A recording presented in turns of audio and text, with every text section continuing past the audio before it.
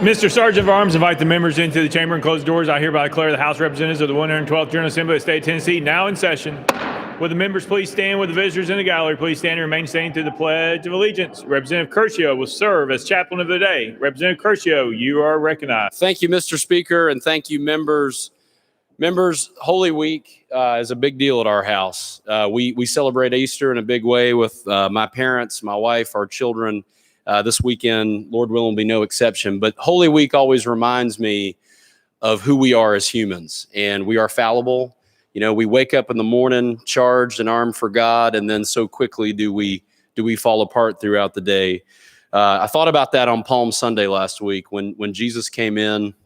Of course, we know the story of him riding on that donkey, and the people laid their coats down. They laid palm branches down, and they lauded him because they thought that he was going to be the liberator of Israel in the tradition of the Maccabees and the others that had come before him, that they were going to liberate a tormented and oppressed people.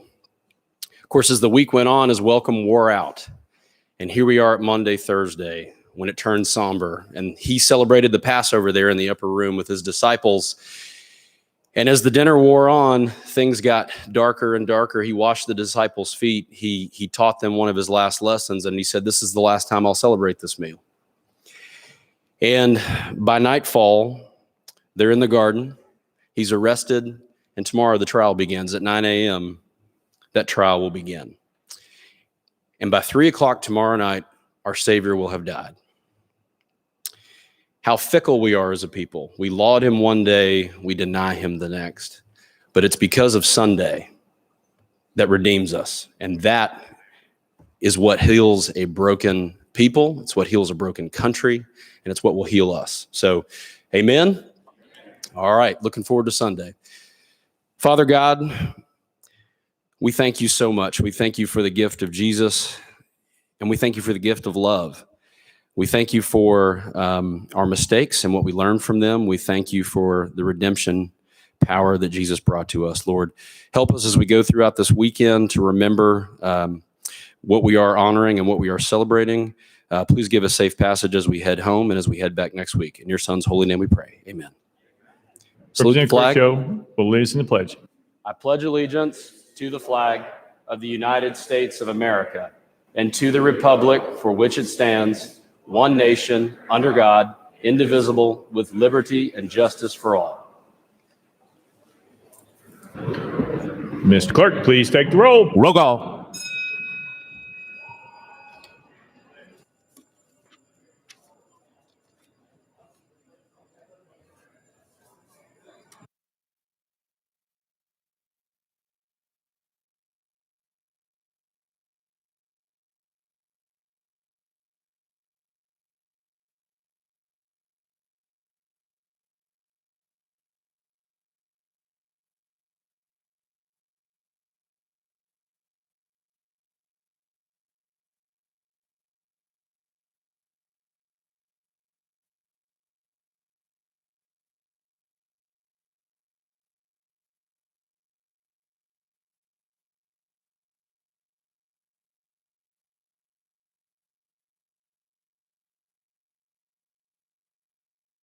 Mr. Clerk, please take the roll. Mr. Speaker, 91 members present. Let the journal reflect that Representatives Byrd, Kiesling, Carter, Ogles, and Baum are excused. Next order, Mr. Clerk. Welcoming and honoring. Welcoming and honoring Representative Moon. You are recognized. Thank you, Mr. Speaker. If the members would join me in welcoming and honoring two people that are in the gallery. Retired Chief Warrant Officer Nick Atwood, who's also a Black Hawk pilot.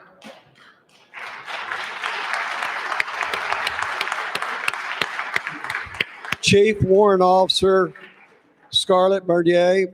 She helped develop a piece of legislation that we'll be hearing on the regular calendar. They are the representatives of our Tennessee National Army Guard and Air Guard. Thank you, Mr. Speaker.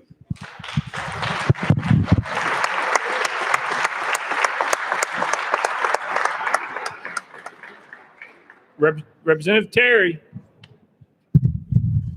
Thank you, Mr. Speaker, and in welcoming and honoring, I would like to welcome or honor my wife. It's her birthday today. Cheryl Terry, happy birthday.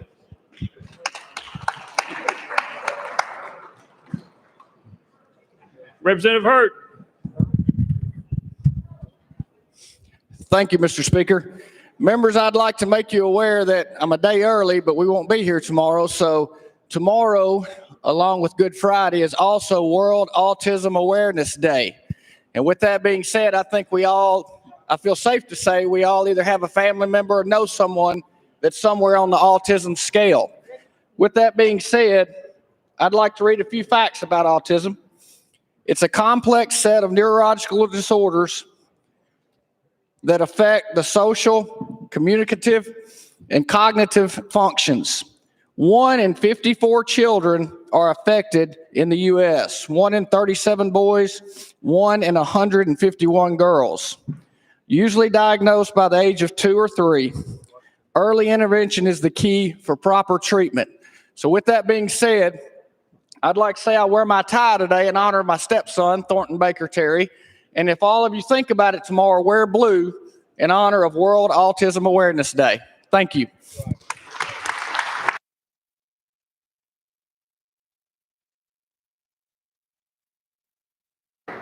Representative Curcio. Thank you, Mr. Speaker. I rise today to honor one of my heroes who unfortunately is no longer with us, my father-in-law. John Churchill passed away 2 years ago, but today would have been his birthday. And John was a special man, grew up in Hector, Arkansas, wound up playing middle linebacker, played football at Rhodes when it was Southwestern. He was actually there in '68 when Dr. King was assassinated. Went on to be a Rhodes Scholar and eventually became the CEO or the National Secretary of the Phi Beta Kappa Society. And more importantly, he was just a great guy. So miss him every day, but today would have been John Churchill's birthday.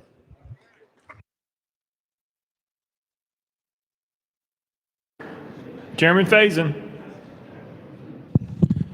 Thank you, Mr. Speaker. Members, good morning. Many of y'all know one of our staff members, Sutherland, over here, that she runs around and does all kind of good stuff for our caucus. Well, her mom came this morning, and that is Mrs. Michelle Schrader up here in the balcony. Y'all make her feel welcome. Also, Mr. Speaker, with your indulgence, I have an intern that's finally been able to make it in through Minority Affairs intern. And this is my friend Kira, and this is her first time coming to watch us. Y'all make her feel welcome.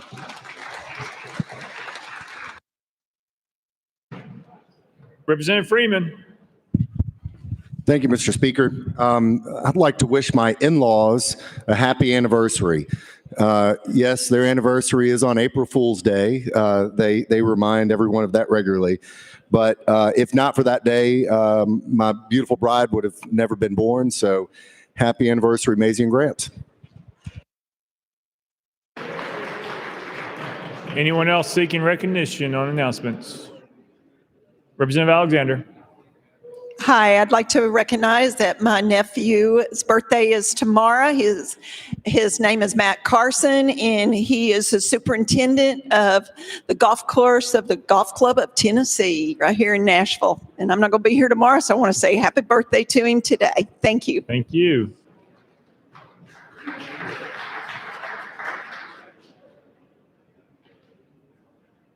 Leader Lamberth, you're recognized. Thank you, Mr. Speaker. Hang on, I thought you had an announcement. Hang on 1 second.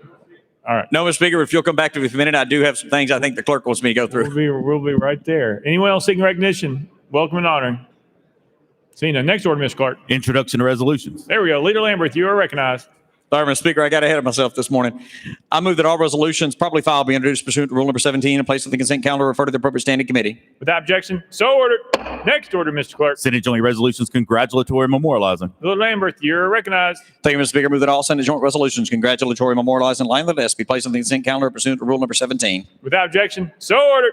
Next order, Mr. Clerk. Resolutions lying over. Leader Lamberth, you're recognized. Thank you, Mr. Speaker. Move that all resolutions lying over be referred to the appropriate standing committee. Without objection, so ordered. Next order, Mr. Clerk. Introduction of bills. Leader Lamberth, you are recognized. Thank you, Mr. Speaker. Move that House Bills 1,625 through 1,627 be introduced and passed on first consideration. Without objection, so ordered. Next order, Mr. Clerk. Senate bills on first consideration. Leader Lamberth, you're recognized. Thank you, Mr. Speaker. Move that Senate Bills 135, 138, 139, 164, 277, 282, 383, 475, 509, 540, 542, 746, 793, and 1,277 transmitted by the Senate be held on the desk pending third consideration of the companion House bills. Without objection, so ordered. Next order, Mr. Clerk. Senate bills on second consideration, House bills on second consideration, petitions, memorials, reports from standing committees, reports from select committees, calendars. Mr. Speaker, the House is a consent calendar. Chairman Zachary, you're recognized. Thank you, Mr. Speaker. I move passage of the consent calendar on third and final consideration in keeping with Rule 50. Gentleman moves passage of the consent calendar, probably second. Mr. Clerk, any objections been filed? Mr. Speaker, no objections filed. Anyone seeking recognition on the consent calendar? Once, twice. All right, we're voting on the consent calendar. All members in favor vote aye when the bell rings. All those opposed vote no. Has every member voted? Does any member wish to change their vote?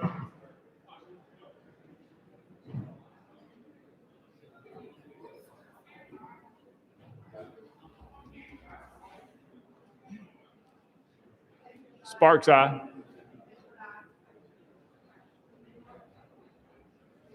Kumar, aye. Mr. Clerk, please take the vote. Ayes 88, no nays, one present not voting. Having received the constitutional majority, I declare the consent calendar passed without objection. The motion to reconsider is tabled. Next order, Mr. Clerk. Mr. Speaker, the House has a regular calendar. Call up the first bill, Mr. Clerk. House Bill 789 by Representative Cooper relative to vapor products. Mr. Speaker, the Senate bill is on the desk. Representative Cooper, you are recognized. Thank you, Mr. Speaker. I move to substitute and conform to Senate Bill 0020. Representative Cooper moves to substitute and conform to Senate Bill 20, properly second without objection. So ordered. Representative Cooper, you're recognized.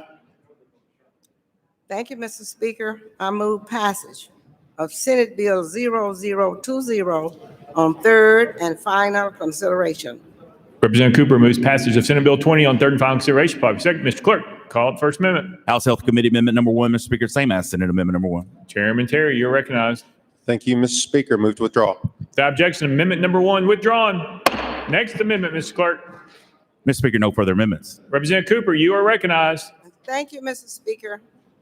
And to give you the Department of Health, in coordination with the Department of Education, shall disseminate information from the Centers of Disease Control and Prevention concerning the health effects and dangers of using vapor products to students in public middle schools, high schools, junior high schools in this state.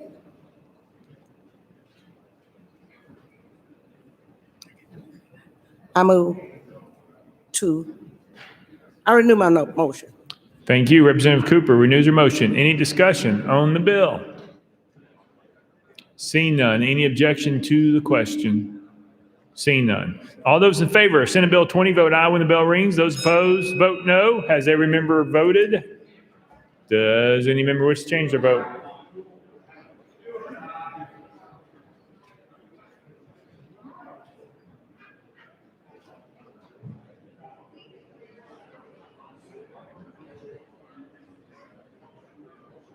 Mr. Clerk, please take the vote. Ayes 90, no nays. Senate Bill 20, having received the constitutional majority, I hereby declare it passed without objection. The motion to reconsider is tabled. Call up next bill, Mr. Clerk. House Bill 1091 by Representative Cooper relative to the Board of Dentistry. Representative Cooper, you are recognized. Thank you, Mr. Speaker. I move passage of House Bill 1091 on third and final consideration. Representative Cooper moves passage properly second. Mr. Clerk, any amendments been filed? Mr. Speaker, no amendments filed. Representative Cooper, you are recognized. Thank you, Mr. Speaker.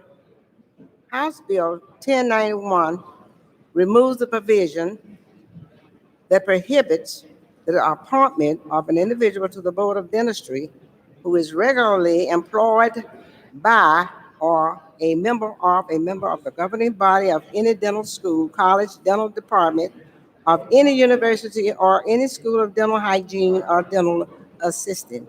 House Bill 1091 also clarifies the time frame. The governor should fill vacancies and eligibility of persons considered for the dentistry board appointment. With that, I renew my motion, Mr. Speaker. Representative Cooper renews her motion. Any discussion on the bill? Any objection to the question? Seeing none. All those in favor of House Bill 1091 vote aye when the bell rings. Those opposed vote no. Faison, aye. Lamar, aye.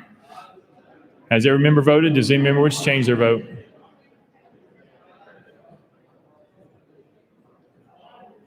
Campbell, aye. Hodges, aye.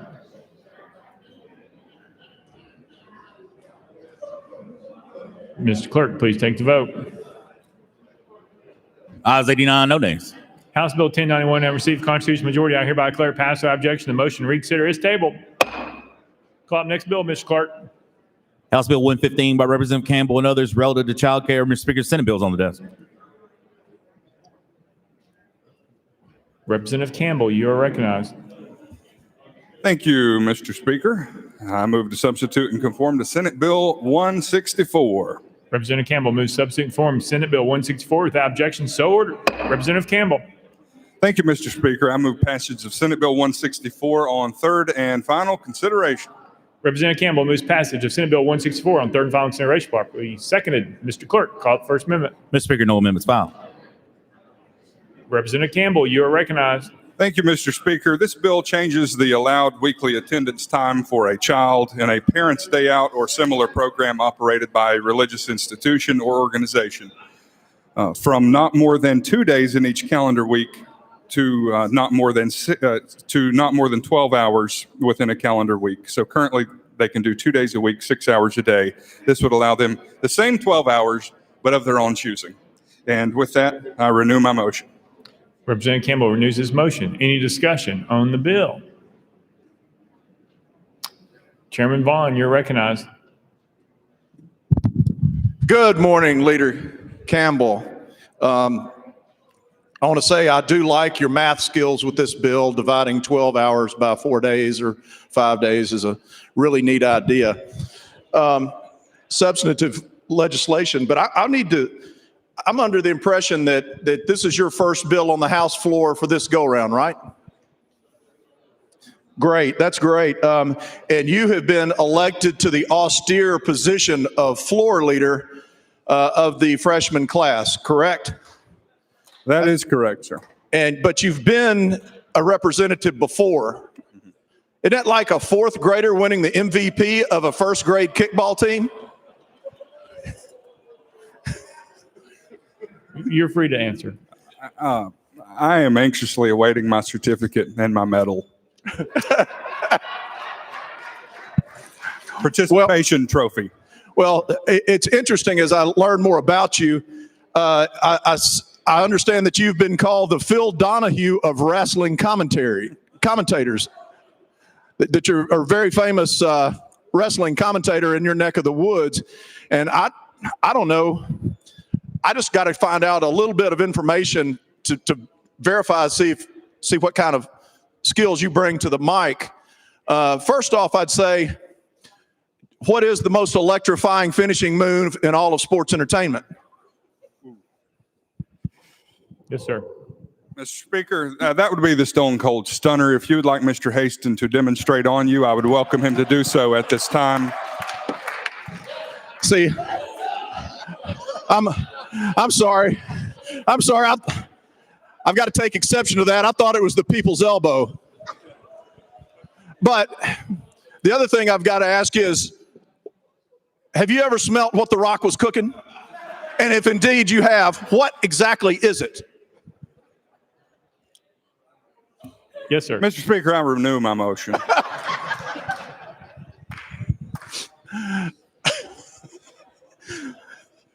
Welcome back, Leader Campbell. Welcome back. Thank you very much. Thank you.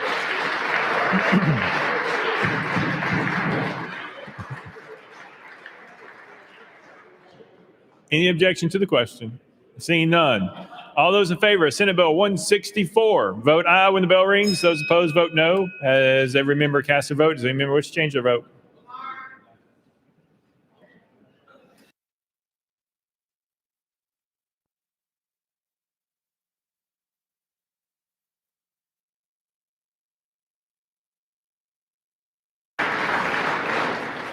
Mr. Clerk, please take the vote. Ayes 88, no nays. Senate Bill 164 having received constitutional majority, I hereby declare it passed without objection. The motion to reconsider is tabled. Call up next bill, Mr. Clerk. House Bill 83 by Chairman Moon and others relative to tuition assistance for Tennessee National Guard members. Chairman Moon, you are recognized. Thank you, Mr. Speaker. I move passage of House Bill 83 on third and final consideration. Chairman Moon moves passage, properly seconded. Mr. Clerk, any amendments been filed? Mr. Speaker, no amendments filed. Chairman Moon, you are recognized. Thank you, Mr. Speaker. In 2017, the 110th General Assembly passed and funded the Strong Act, which created a tuition reimbursement program for eligible members of the Tennessee National Guard. The act currently provides for tuition reimbursement to our National Guard members for their first bachelor's degree. This bill today expands eligibility for tuition reimbursement to our Guard members who are seeking a master's degree or a vocational or technical program certificate. These updates on the bills have been developed by the Department of Military Education Services as a way to better meet the needs of our Tennessee Army and Air National Guard. Mr. Speaker, I renew my motion. Chairman Moon renews his motion. Any discussion on the bill? Seeing none. Any objection to the question? Seeing none. All those in favor of House Bill 83 vote aye when the bell rings. Those opposed vote no. Has every member voted? Does any member wish to change their vote?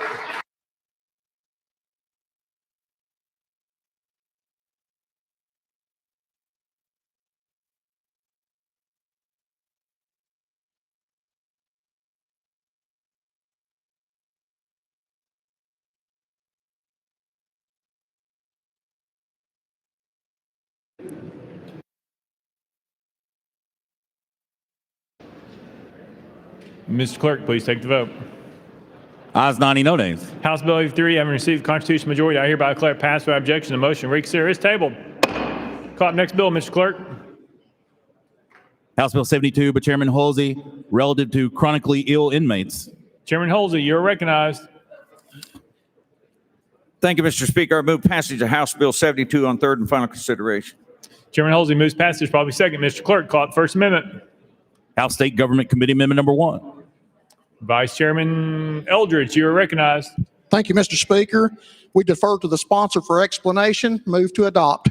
Vice Chairman Eldridge moves adoption of amendment number 1, properly seconded. Any discussion on the amendment? Seeing none. All those in favor of amendment number 1 say aye. Aye. Those opposed say no. You adopted. Next amendment, Mr. Clerk. No further amendments, Mr. Speaker. Chairman Halsey, you're recognized. Thank you, Mr. Speaker. This bill comes out of a study from the 2019 Criminal Justice Task Force report. In part, it said that in the last 10 years, the incarcerated population aged 50 and older in Tennessee has increased 51%. Moreover, in 2018, there were 1,776 individuals aged 60 and over in our custody. And of course, you know, as they get older, their medical needs increase, and the cost to take care of medically ill inmates, of course, increases. We in the past in Tennessee had only one mechanism, and that was a medical furlough. This bill provides a mechanism for chronically debilitated or incapacitated inmates to be certified for parole consideration if the inmate's at least 70 years of age, he served a minimum of 5 years in custody towards a sentence, and he's not serving a sentence for a violent sex offense or a sentence of life without parole, and has at least 2 sworn affidavits from doctors, one of whom is Tennessee Department of Corrections Chief Medical Officer, certifying that this inmate and his condition is chronic, it's incurable, and will likely result in the inmate's death within 1 year. So that is a mechanism to parole that type of inmate out. We have several $million-dollar inmates in the penitentiary. This will release them on parole to either their home with hospice or to a nursing home. And so they will be on parole like any other parolee, and they won't be out committing crime unless Benny Hinn comes and visits them. So that's what this bill does. With that, I renew my motion. Chairman Halsey renews his motion. Any discussion on the bill? Representative Sparks, you're recognized. Yeah, I just want to thank the sponsor and just share a quick story of a constituent who was incarcerated battling prostate cancer. when he got out, he come over here to the old Legislative Plaza to meet with me, and I asked him what he wanted to do. You know, he only had 2 years to live, and he said he wanted to live, and we prayed with him. But this is a good bill, and it's a smart bill, and it's something that TDOC and I know the Speaker and the Governor care about, and it's a step in the right direction. So I applaud you for your courage, because 5 years ago, people wouldn't have talked about this. 10 years ago, they wouldn't have talked about it. 20 years ago, wouldn't have talked about it. But we're talking about it today, so thank you, bud. Take care. Any further discussion on the bill? Any objection to the question? Seeing none. All those in favor of House Bill 72 as amended, vote aye when the bell rings. Those opposed, vote no. Has every member voted? Does any member wish to change their vote?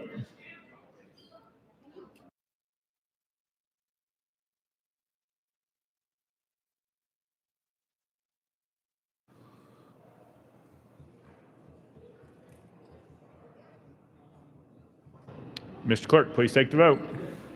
Ayes 90, no nays. House Bill 72, having received a constitutional majority, I hereby declare it passed without objection. The motion to reconsider is tabled. Call up next bill, Mr. Clerk.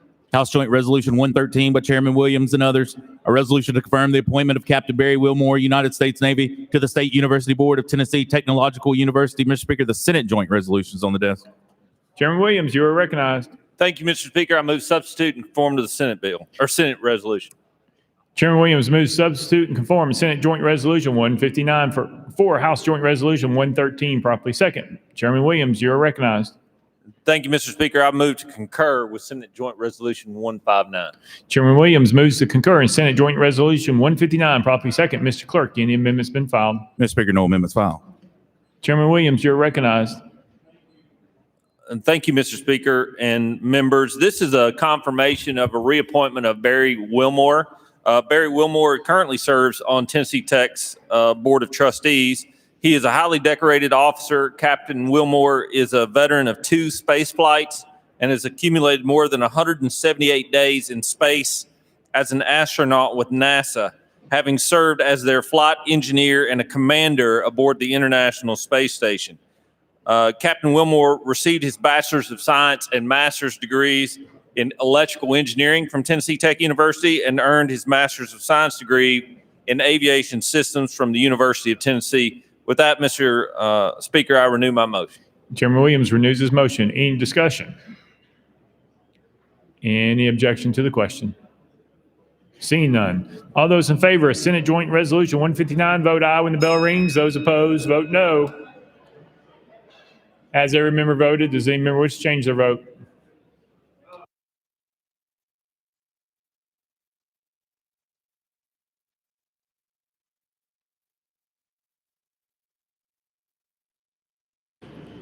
Mr. Clerk, please take the vote. Ayes 91, no nays. Senate Joint Resolution 159, having received a constitutional majority, I hereby declare it concurred in. Without objection, the motion to reconsider is tabled. Call up next bill, Mr. Clerk. House Bill 79 by Chairman Ramsey and others, relative to payment of expenses incurred during proceedings related to contested cases. Chairman Ramsey, you are recognized. Thank you, Mr. Speaker. I move passage of House Bill 79 on third and final consideration. Chairman Ramsey moves passage, properly second. Mr. Clerk, any amendments been filed? Mr. Speaker, no amendments filed.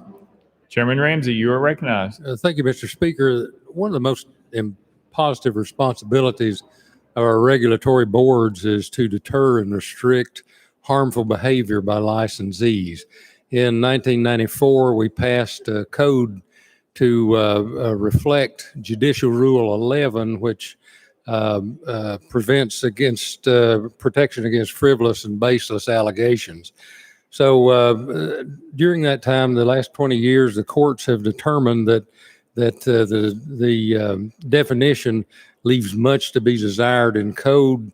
So the Department of Health has asked us to make changes in the code to reflect the original intent for the protection of frivolous and baseless allegations. With that explanation, pending any questions, sir, I will renew my motion. Chairman Ramsey renews his motion. Any discussion on the bill? Seeing none. Any objection to the question? Seeing none. All those in favor of House Bill 79, vote aye when the bell rings. Those opposed, vote no. Has every member voted? Does any member wish to change their vote?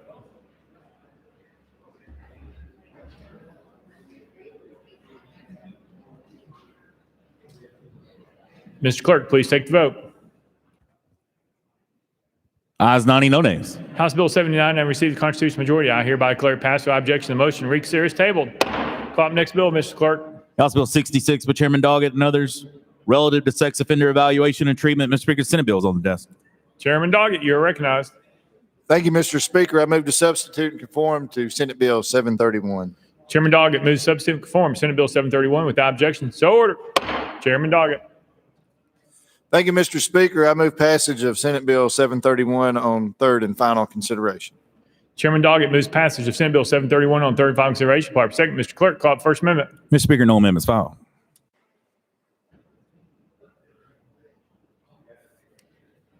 Chairman Doggett, you are recognized. Thank you, Mr. Speaker. Members, this bill requires the Sex Offender Treatment Board to compile and post on the board's website a list of approved sex offender evaluators and treatment providers. The bill also requires that only board-approved providers may provide this evaluation and treatment, and any unapproved provider who provides such services will be reported to the provider's professional licensing authority for disciplinary action. And with that, Mr. Speaker, I renew my motion. Chairman Doggett renews his motion. Any discussion on the bill? Seeing none. Any objection to the question? Seeing none. All those in favor of Senate Bill 731, vote aye when the bell rings. Those opposed, vote no. Has every member cast their vote? Does any member wish to change their vote? Stewart, aye.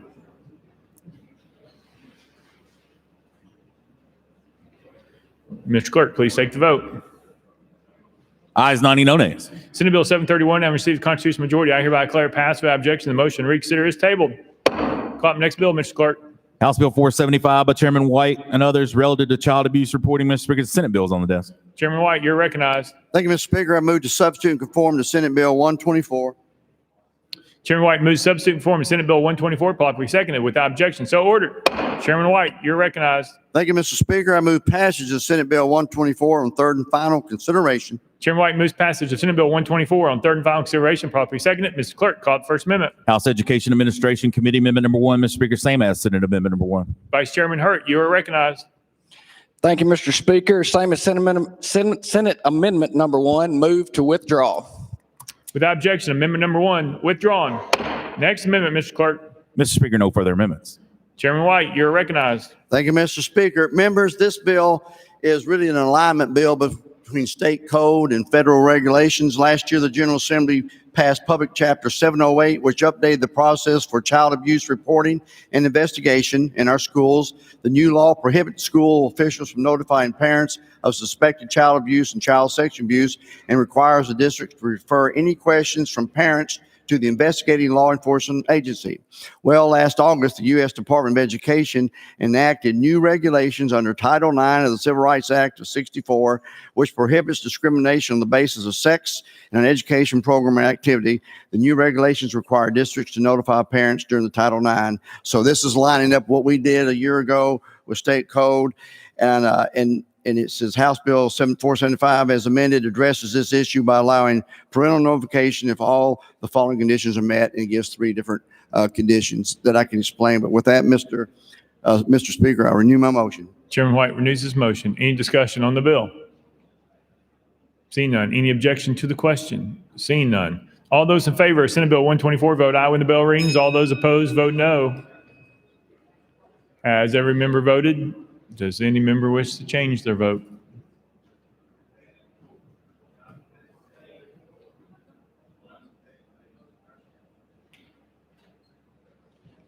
Mr. Clerk, please take the vote.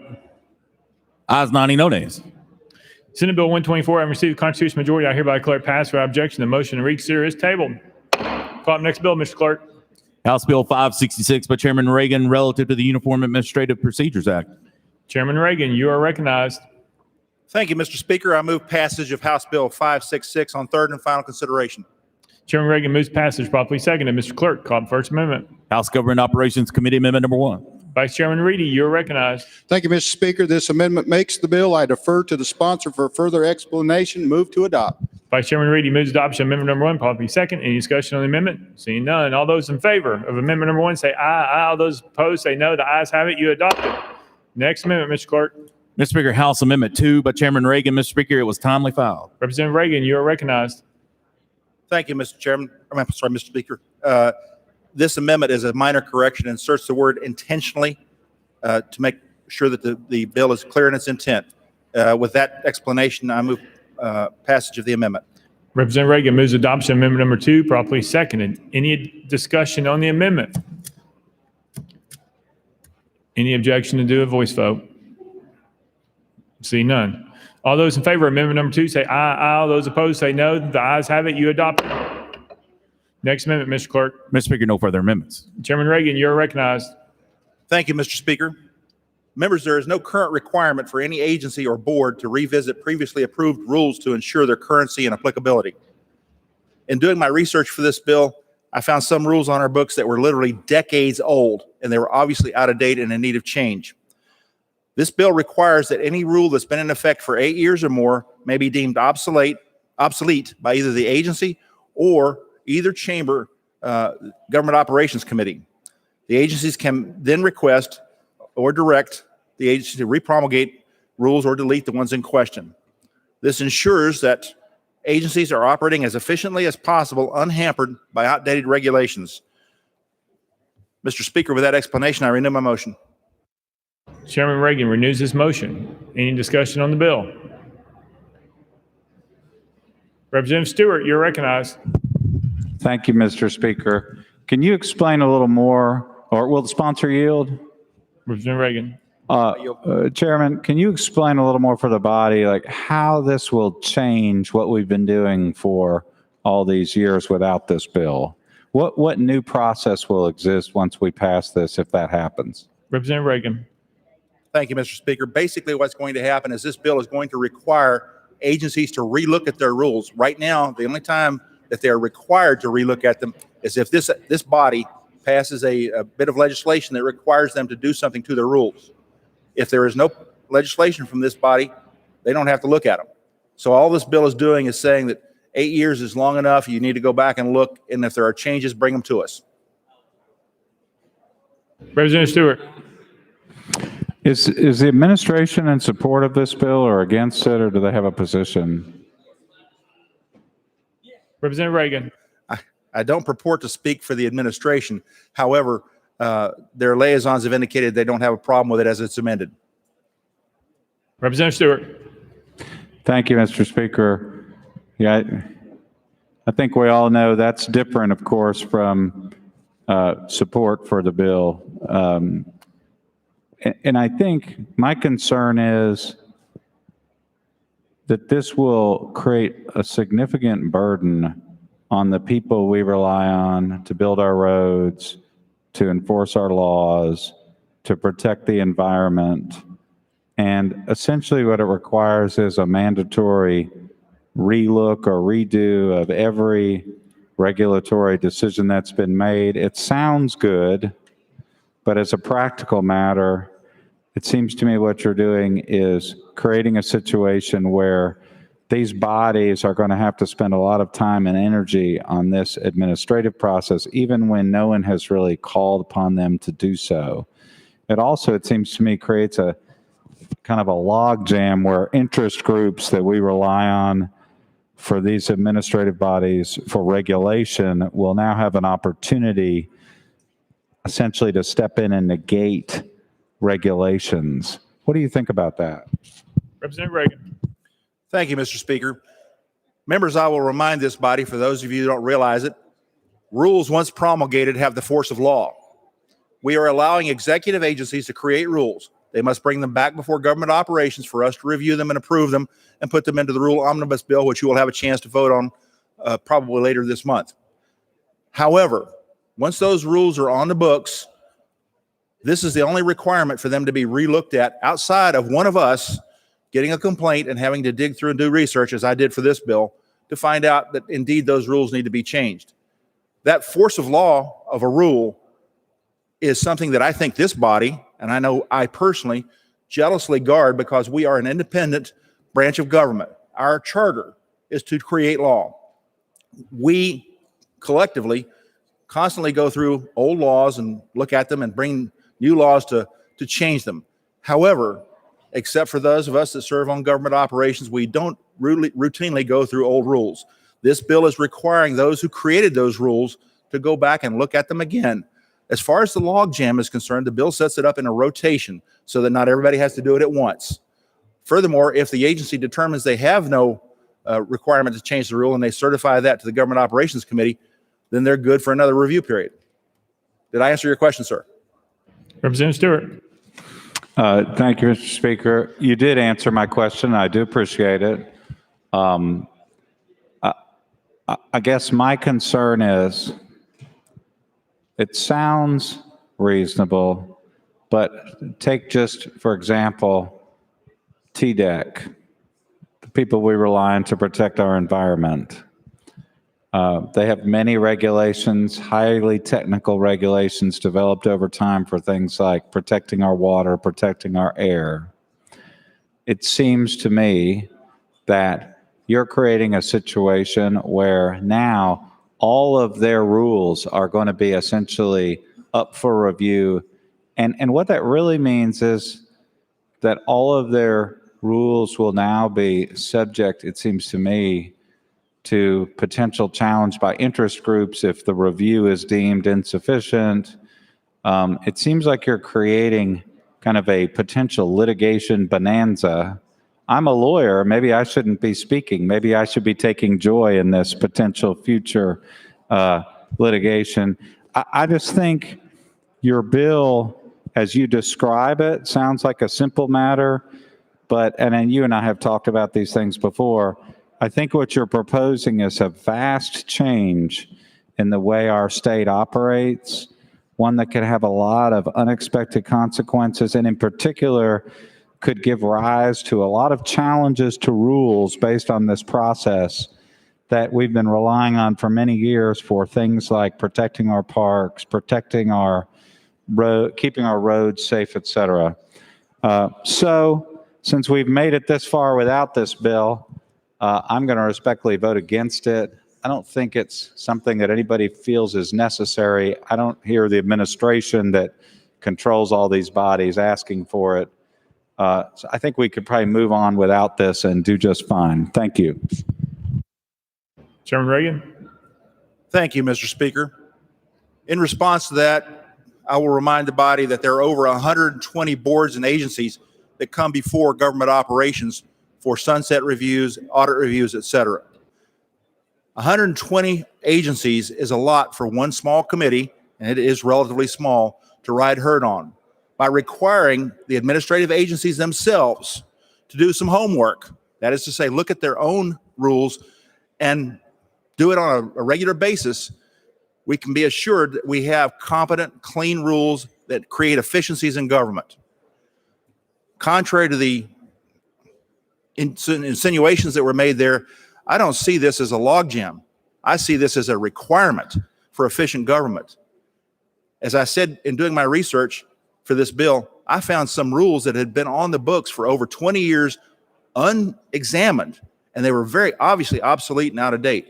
If I can find those with just doing simple research, I am certain that there are more that I didn't find, and it's the responsibility of those agencies to look at their own rules in my mind. And I would ask you to support the bill. Thank you, Mr. Speaker.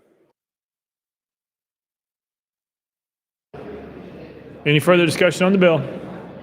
Seeing none, any objection to the question? Seeing none. All those in favor of House Bill 566 as amended, vote aye when the bell rings. Those opposed, vote no. Has every member voted? Does any member wish to change their vote?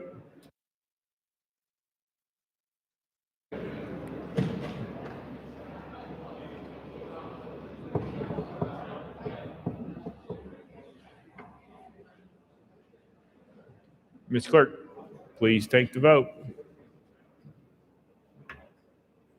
Aye, 64, 19 nays, one present not voted. House Bill 566, having received constitutional majority, I hereby declare passed without objection. The motion to reconsider is tabled. Call up next bill, Mr. Clerk. House Bill 317 by Chairman Reagan relative to the Department of Children's Services. Chairman Reagan, you're recognized. Thank you, Mr. Speaker. I move passage of House Bill 317 on third and final consideration. Please let the journal reflect Representative Haston and Harris are excused. Chairman Reagan removes passage properly second. Mr. Clerk, call up First Amendment. House Government Operations Committee Amendment number 1. Vice Chairman Reedy, you're recognized. Thank you, Mr. Speaker. This amendment requires the Department of Children's Services to report back to the Government Operations Committee by December 31st of this year to update the committee on the progress made with their findings in their audit report. Move to adopt. Vice Chairman Reedy moves adoption of amendment number 1, properly seconded. Any discussion on the amendment? Seeing none. All those in favor of amendment number 1 say aye. Aye. All those opposed say no. The ayes have been adopted. Next amendment, Mr. Clerk. Mr. Speaker, no further amendments. Chairman Reagan, you're recognized. Thank you, Mr. Speaker. Ladies and gentlemen, as amended, you've heard what this bill does. However, let me point out to you that this department came before government operations being audited by the comptroller with 10 audit findings and 9 audit observations. That's a lot, folks. When we see audits with 1 or 2, we're concerned. But an agency that shows up with 10, we're gravely concerned. The audit report is in the supplemental material on your House dashboard. I would encourage you to look at it. Beyond what this amendment said by August 31st, this agency is also required to submit a written response by June.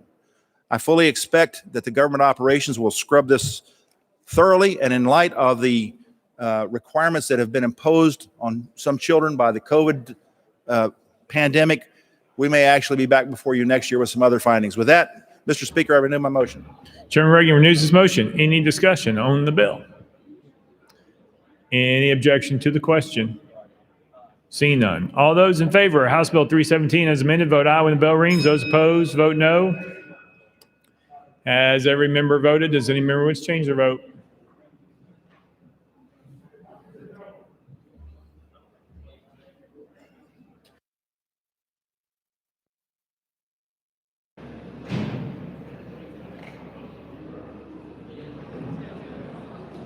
Mr. Clerk, please take the vote.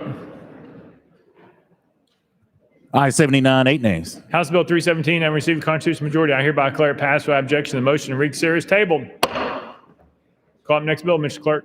House Joint Resolution 186 by Chairman Reagan, a resolution to confirm the appointment of Charles Crow of Oak Ridge to the State Textbook and Instructional Materials Quality Commission. Chairman Reagan, you're recognized. Thank you, Mr. Speaker. I move passage of House Joint Resolution 186 on third and final consideration.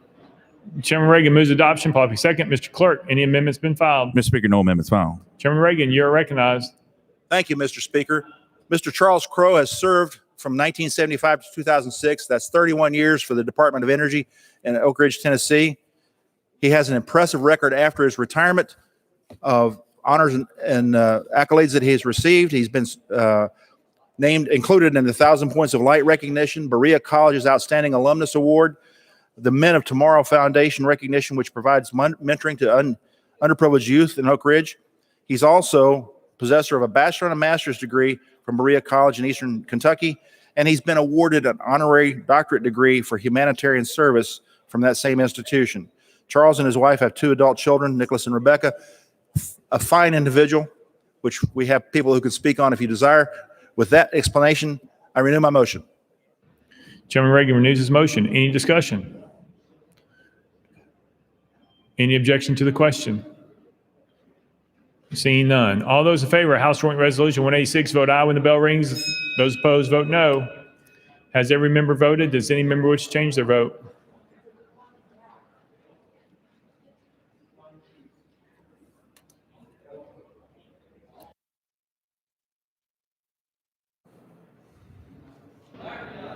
Lafayette.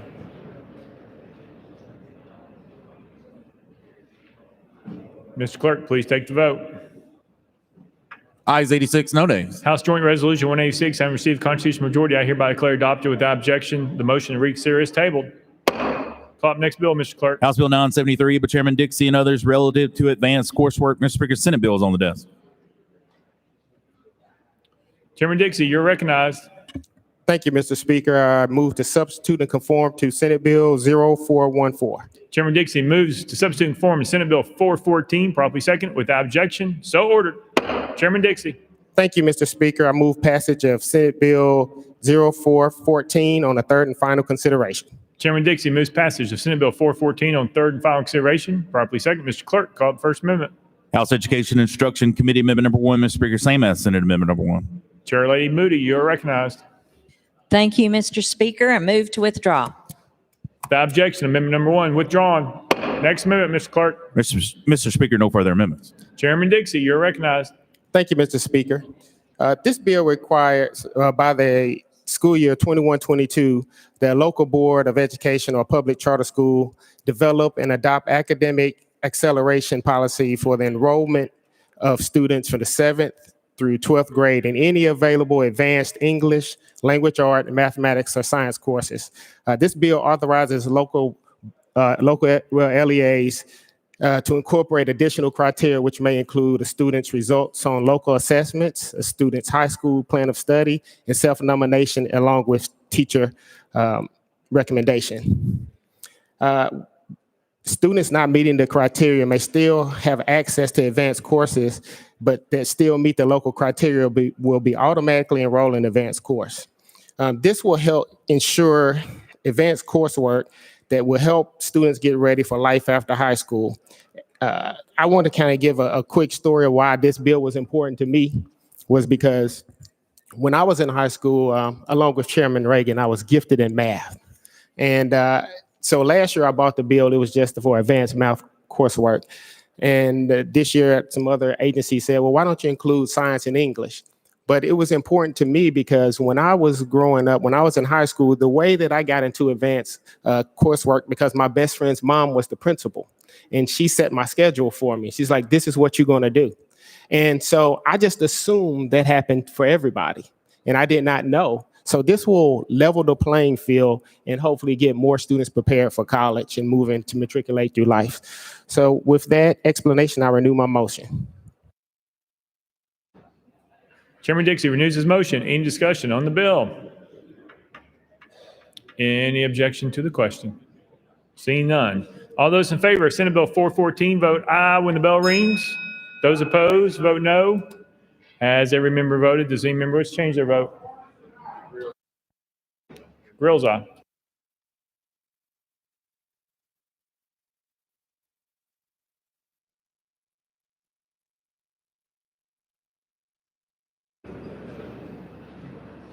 Mr. Clerk, please take the vote.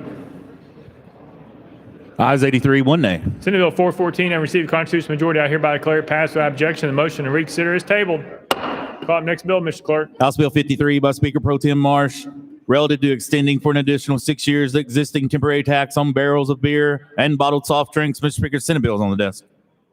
Speaker Pro Tem Marsh, you're recognized. Thank you, Mr. Speaker. I move to substitute and conform to Senate Bill 26. Speaker Pro Tem Marsh moves to substitute and conform to Senate Bill 26 without objection. So ordered. Speaker Pro Tem Marsh. Thank you, Mr. Speaker. I move passage of Senate Bill 26 on third and final consideration. Speaker Pro Tem Marsh moves passage of Senate Bill 26 on third and final consideration. Properly second. Mr. Clerk, call up First Amendment. Mr. Speaker, no amendments filed. Speaker Pro Tem Marsh, you're recognized. Thank you, Mr. Speaker. This bill simply renews the TDOT litter grant program. The TDOT litter grant program was authorized in 1980 and funded by excise tax on beer and a gross receipts tax on some bottled soft drinks. The funding for the program will expire without this renewal. I renew my motion. Speaker Pro Tem Marsh renews his motion. Any discussion on the bill? Representative Clemens. Thank you, Mr. Speaker. And Chairman Marsh, I just wanted to inquire, our small businesses, I have several microbreweries in my district, and we have them all across the state of Tennessee. And our barrel tax is one of the highest in the country, to the best of my understanding. Can you explain to me, I fully support the litter fund, but how did we tie the barrel tax to the fund, to make that fund the litter fund? Can you explain that history for me? Speaker Pro Tem Marsh. I'm really not sure how that is tied into it. I just know this fund, it produces between $6 and $8 million a year from the tax on beer and the tax on soft drinks, and it all goes to the litter cleanup. I'm not exactly sure how that works. I know we do have a high, very high, probably the highest in the nation, barrel tax, and I think we should take that up on another piece of legislation. Representative Clemens. Thank you, Mr. Speaker. And I've introduced legislation to do just that in recent years. Unfortunately, it wasn't passed, but I do want to raise that issue because that is a real issue that affects small businesses and a lot of thriving small businesses in urban and rural areas of the state. And so I would love to continue this litter fund program, but figure out a way to fund it through different channels in the future. I look forward to working with you to that end because I think we really need to kind of reduce the tax burden on these small businesses, especially these microbreweries that are being unfortunately targeted here. So thank you very much. I appreciate you. Thank you. Leader Lamberth. Thank you, Mr. Speaker. Move previous question. Previous question's been called on Speaker Pro Tem Marsh's bill. Any objection? Seeing none. All those in favor of Senate Bill 26 vote aye when the bell rings. Those opposed vote no. Has every member cast their vote? Does any member wish to change their vote?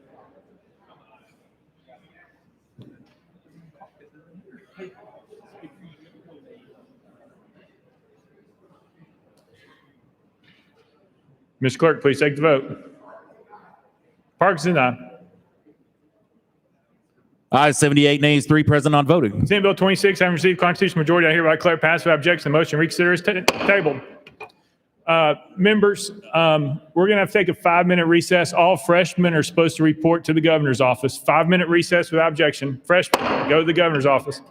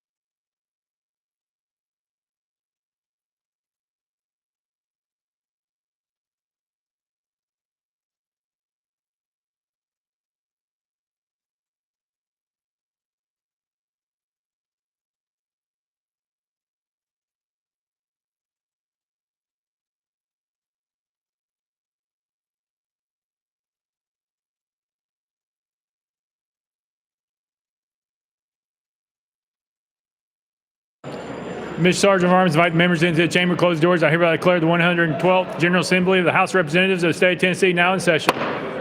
Leader Lamberth, you're recognized. Dispensing calling of the roll, please. Thank you, Mr. Speaker. I move to dispense with the calling of the roll. Without objection, so ordered.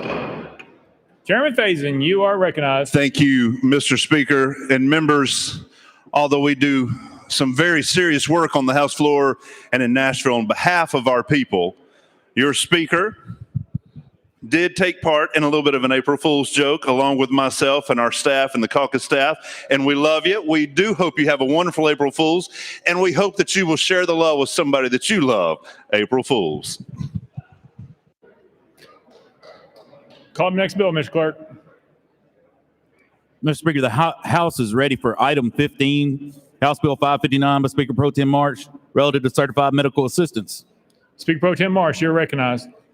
Thank you, Mr. Speaker. I move passage of HB 559 on third and final consideration. Speaker Pro Tem Marsh moves passage, properly seconded. Mr. Clerk, call First Amendment.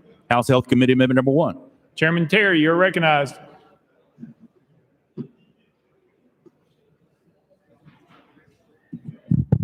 Thank you, Mr. Speaker. This amendment makes the bill. I defer to the sponsor for further explanation. Chairman Terry moves adoption of amendment number 1, properly second. Any discussion on the amendment? Seeing none, all those in favor of amendment number 1 say aye. Aye. All those opposed say no. The ayes have it. You adopted. Next amendment, Mr. Clerk. Mr. Speaker, no further amendments. Speaker Pro Tem Marsh, you're recognized. Thank you, Mr. Speaker. This bill addresses certified medical assistants, which currently practice under the supervision of a physician at a physician's owned office, performing whatever task is delegated to them by the medical director. However, certified medical assistants are not allowed to practice in hospital outpatient clinics. This bill attempts to streamline the process and allow certified medical assistants to perform certain delegated tasks in an authorized ambulatory clinic or hospital outpatient department. I'll renew my motion. Speaker Pro Tem Marsh renews his motion. Any discussion on the bill? Representative Lafferty, you're recognized. Thank you, Mr. Speaker. Just one question, maybe you could clarify. The bill limits practitioners from working in hospital, inpatient settings, or emergency departments, with the hospitals being the highest delivery cost of care in this state, and also being the recipients of the hits from the Medicare, Medicaid patients where they don't get the reimbursements. That seems like a cost saving that could be utilized. Could you help me with why that would be excluded? Speaker Pro Tem Marsh. The way I understand it, and thank you for the question, the way I understand it, presently, certified medical assistants are only authorized to work for a doctor. This bill will allow them to work for a hospital outpatient clinic.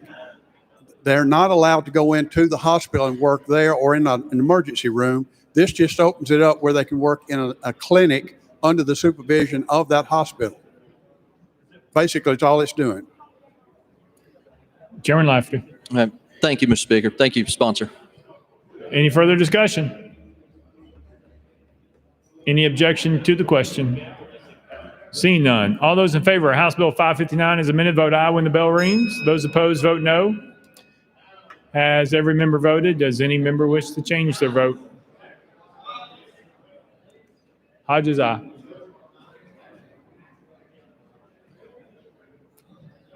Lamberth, aye.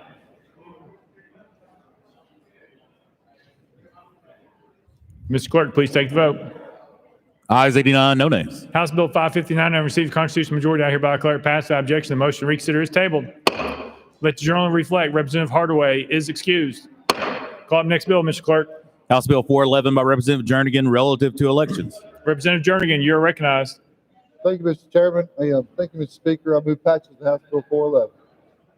Representative Jernigan moves passage, properly second. Mr. Clerk, any amendments been filed? Mr. Speaker, no amendments filed. Representative Jernigan, you are recognized. Thank you, Mr. Speaker. Members, under the Tennessee Freedom of Speech Act, political signs can be put up 60 days before an election. This bill will define an election to allow political signage to go up 60 days before early voting starts. Nothing in this bill changes the current law, and I did work with the Secretary of State's office on the definition. Mr. Speaker, I renew my motion. Representative Jernigan renews his motion. Any discussion on the bill? Seeing none. Any objection to the question? Seeing none. All those in favor of House Bill 411, vote aye when the bell rings. Those opposed, vote no. As every member voted, does any member wish to change their vote?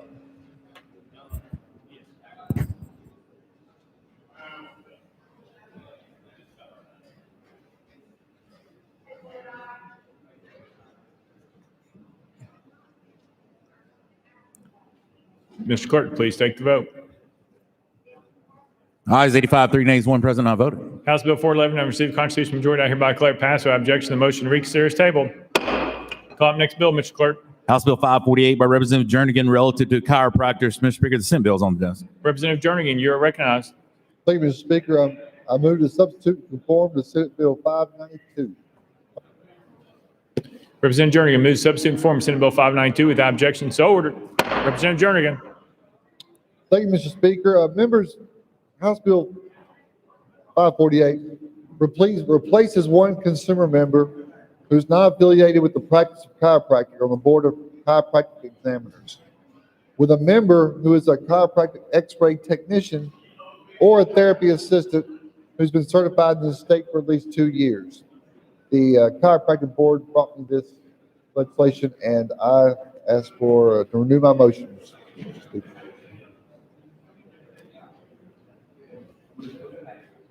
Move passage.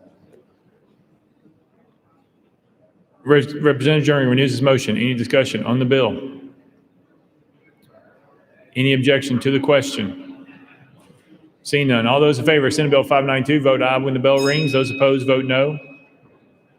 Has every member voted? Does any member wish to change their vote?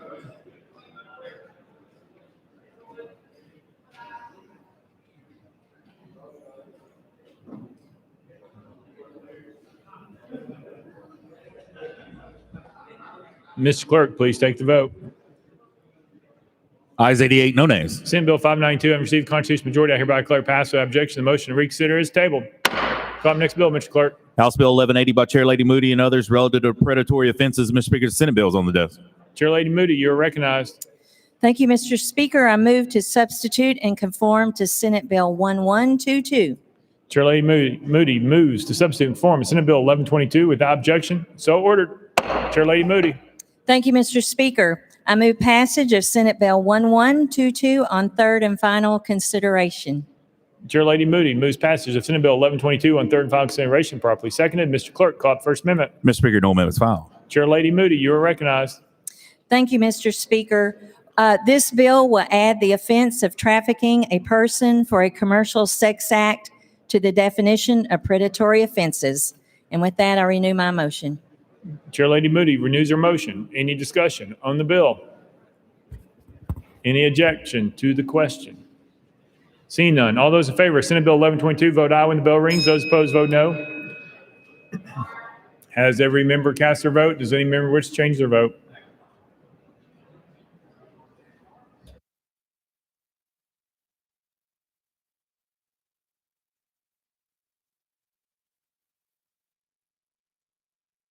Mr. Clerk, please take the vote. Ayes 88, no nays. Senate Bill 1122, having received a constitutional majority, I hereby declare passed. Without objection, the motion to reconsider is tabled. Representative Garrett, at your desk. For what purpose?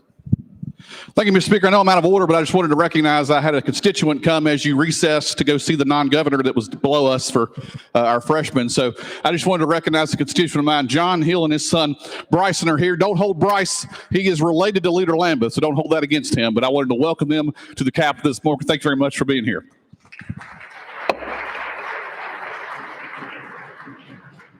Call up next bill, Mr. Clerk. House Bill 153 by Chair Lady Moody relative to disposition of confiscated weapons. Mr. Speaker, Senate bill is on the desk. Chair Lady Moody, you're recognized. Thank you, Mr. Speaker. I move to substitute and conform to Senate Bill 0277. Chair Lady Moody moves substitute conform to Senate Bill 277 without objection. So ordered. Chair Lady Moody, you're recognized. Thank you, Mr. Speaker. I move passage of Senate Bill 0277 on third and final consideration. Chair Lady Moody moves passages of Senate Bill 277 on third and final consideration. Properly second. Mr. Clerk, call up First Amendment. Mr. Speaker, no amendments filed. Chair Lady Moody, you are recognized. Thank you, Mr. Speaker. What this bill will do, our law enforcement agencies are, when the equipment that they need right now, they are allowed to keep the guns, ammunition, and vests. But when they would like to have the opportunity to have get other things they use, such as, let me find my list. They could use, well, first of all, they have to petition a judge to get permission to do this, but it would allow them, instead of just continually to get guns and ammunition and vests, to also get things like body cameras, car cameras, radios, surveillance equipment, cars, holsters, binoculars, and their list is very lengthy, but that gives you an idea of the things that they would be able to do. And they could also give things like gun locks out to the community to protect children from getting into the guns. So it's a lengthy list, but with that, I will renew my motion. Chair Lady Moody renews her motion. Any discussion on the bill? Seeing none, any objection to the question? Seeing none. All those in favor of Senate Bill 277, vote aye when the bell rings. Those opposed, vote no. Has every member voted? Does any member wish to change their vote?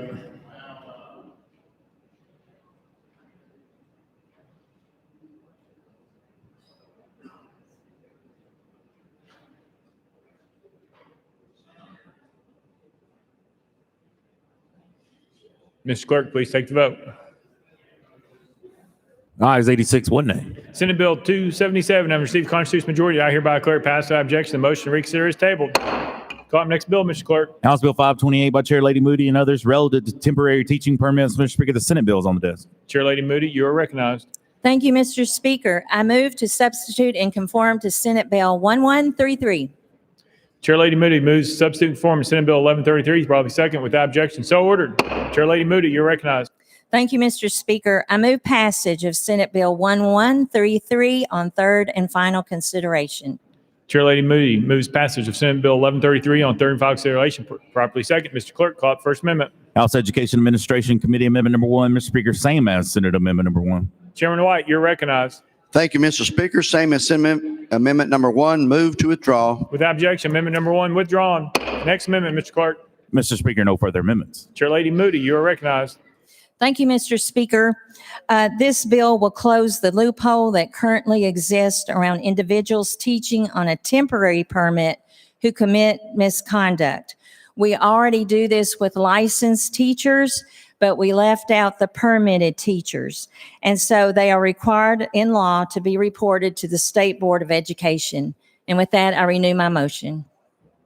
Chair Lady Moody renews her motion. Any discussion on the bill? Any objection to the question? Seeing none. All those in favor of Senate Bill 1133, vote aye when the bell rings. Those opposed, vote no. As every member casts their vote, does any member wish to change their vote?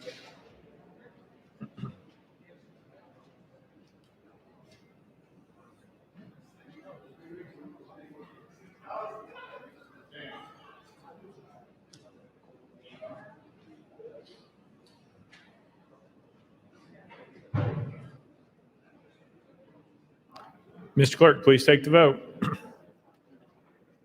Ayes 87, 3 nays.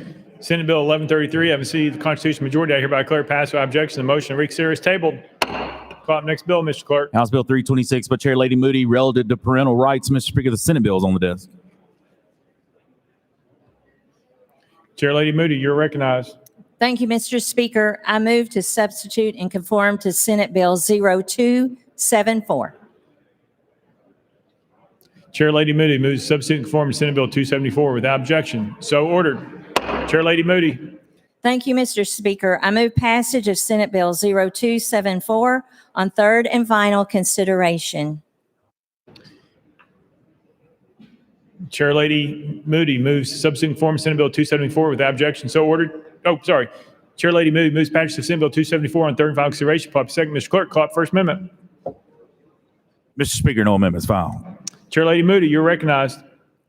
Thank you, Mr. Speaker. I renew my motion. Chair Lady Moody renews her motion. Any discussion on the bill? Any objection to the question? Seeing none. All those in favor of Senate Bill 274, vote aye when the bell rings. Those opposed, vote no. Has every member cast their vote? Does any member wish to change their vote?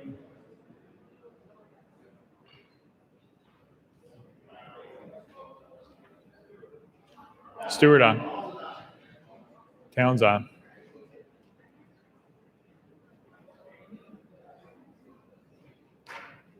Mr. Clerk, please take the vote. Ayes 87, no nays. Senate Bill 274, having received a constitutional majority, I hereby declare passed without objection. The motion to reconsider is tabled. Call up next bill, Mr. Clerk. House Bill 364 by Representative Russell relative to traffic accidents. Representative Russell, you are recognized. Thank you, Mr. Speaker. I move passage of House Bill 364 on third and final consideration. Representative Russell moves passage, properly seconded. Mr. Clerk, call up First Amendment. House Transportation Committee Amendment Number 1. Chairman Howe, you're recognized. Thank you, Mr. Speaker. The amendment makes the bill. Move to adopt. Chairman Howe moves adoption amendment number 1, properly seconded. Any discussion on the amendment? Seeing none, all those in favor of amendment number 1 say aye. Aye. All those opposed say no. The ayes have it. You adopted.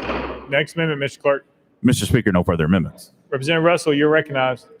Thank you, Mr. Speaker. House Bill 364 requires the Department of Safety to provide a copy of a fatal crash report to the state legislator and state representatives representing the location where the traffic crash occurred when the accident, of course, results in the death.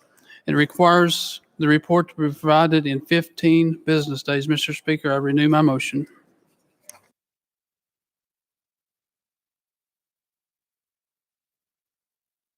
Representative Russell renews his motion. Any discussion on the bill? Any objection to the question? Seeing none. All those in favor of House Bill 364 as amended, vote aye when the bell rings. Those opposed, vote no. Has every member voted? Has any member changed their vote?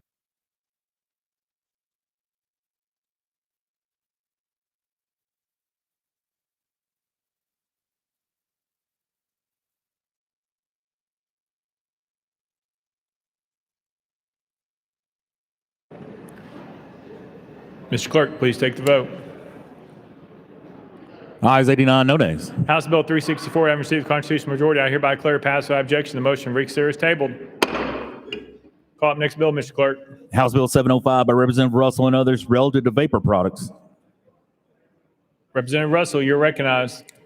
I move passage of House Bill 705 on third and final consideration. Representative Russell moves passage, properly second. Mr. Clerk, any amendments been filed? Mr. Speaker, no amendments filed.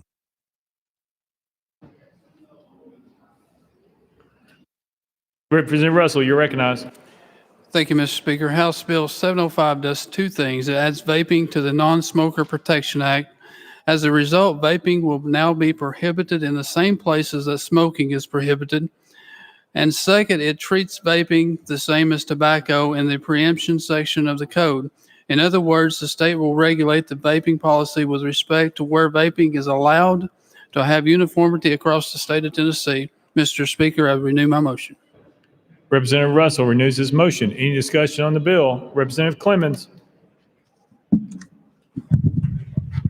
Thank you, Mr. Speaker. And sponsor, we spoke a little bit briefly before, and I have some serious concerns about the preemption language of this statute.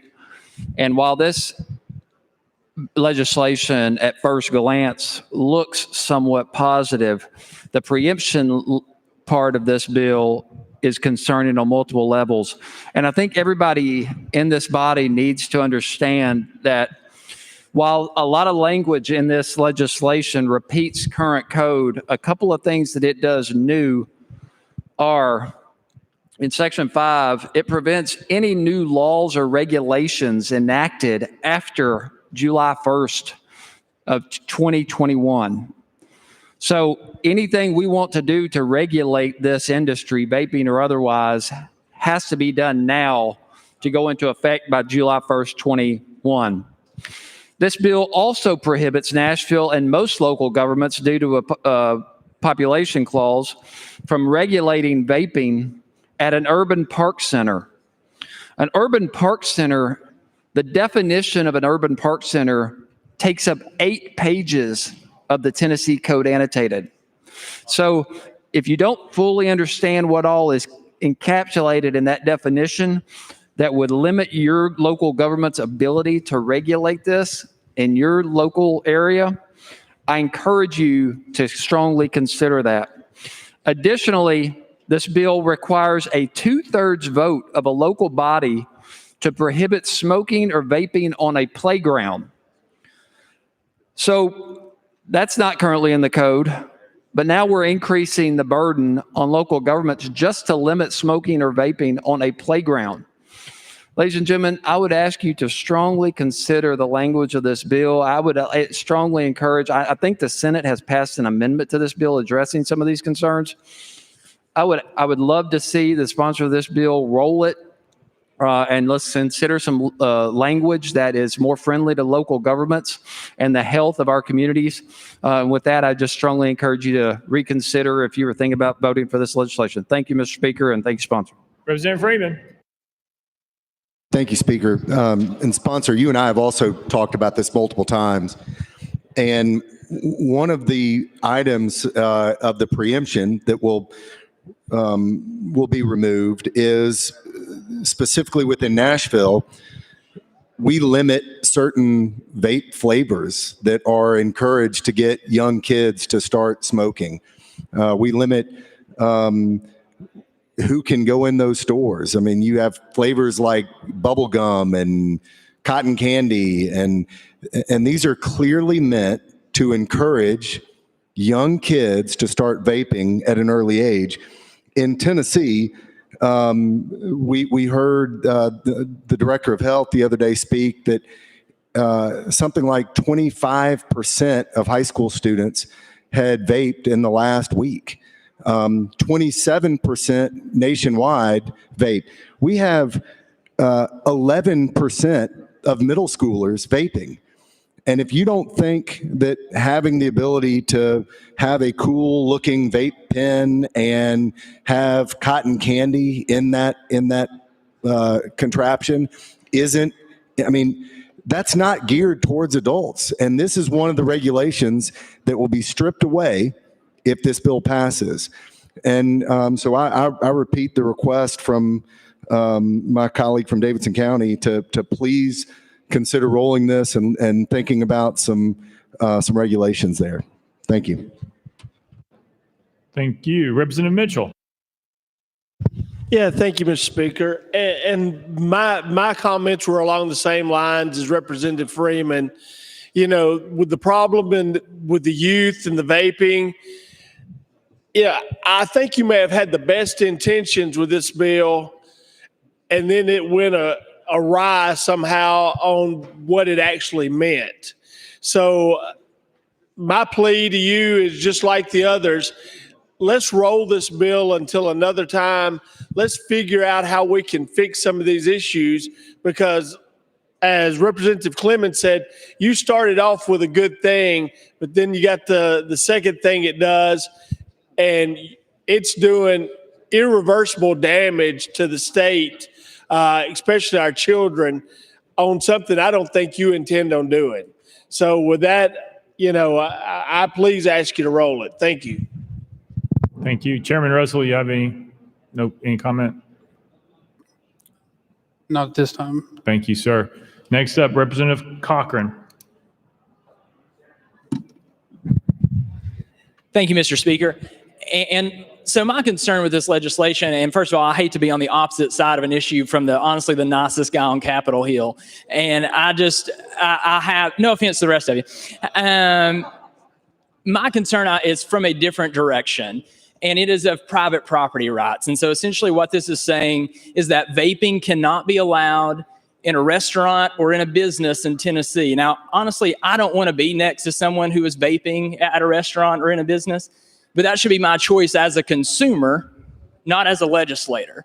And so I want to ensure that private property rights are maintained, and that private business owner can make that decision on their own, and then the marketplace can make its decision if people do not want to shop there, if they don't want to go there where people are vaping.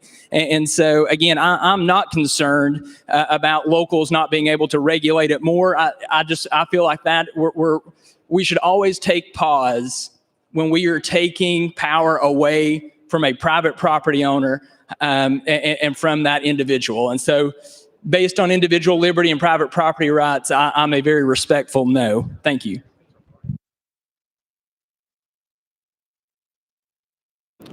Chairman Russell, Mr. Speaker, can we roll it 1 week?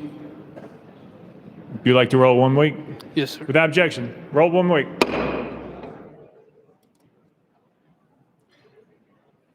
Call up next bill, Mr. Clerk. House Bill 1040 by Chairman Faison and others relative to services provided to the state by state officials and employees. Chairman Faison, you're recognized. Thank you, Mr. Speaker. I move passage of House Bill 1040 on third and final consideration. Chairman Faison moves passage, properly seconded. Mr. Clerk, call up First Amendment. House State Government Committee Amendment number 1. Vice Chairman Eldridge, you're recognized. Thank you, Mr. Speaker. Move to roll to the hill of the amendments. Vice Chairman Eldridge moves to roll to the hill of the amendments without objection. Next amendment, Mr. Clerk. Amendment 2 by Chairman Faison. Mr. Speaker, was timely filed. Chairman Faison, you're recognized. Move to adopt. Chairman Faison moves adoption of amendment number 2, seconded. Any discussion on the amendment? See, Representative Miller. Thank you, Mr. Speaker. Sponsor yield. Representative Faison. He does. Representative Miller. Okay, thank you. Representative Miller. Thank you, Mr. Speaker. Sponsor, in reading the amendment number 2, it states prohibits any member of the General Assembly or any entity in which the member has a controlling interest. So that's the question. If that member does not have a controlling interest, does that mean that that member is not prohibited from doing business? Chairman Faison. Thank you, Mr. Speaker. That is correct. Representative Miller. Thank you, Mr. Speaker. Just wanted to clarify that. Any further discussion on the amendment? Any objection? We're on the board. All those in favor of amendment number 2, vote aye when the bell rings. Those opposed, vote no.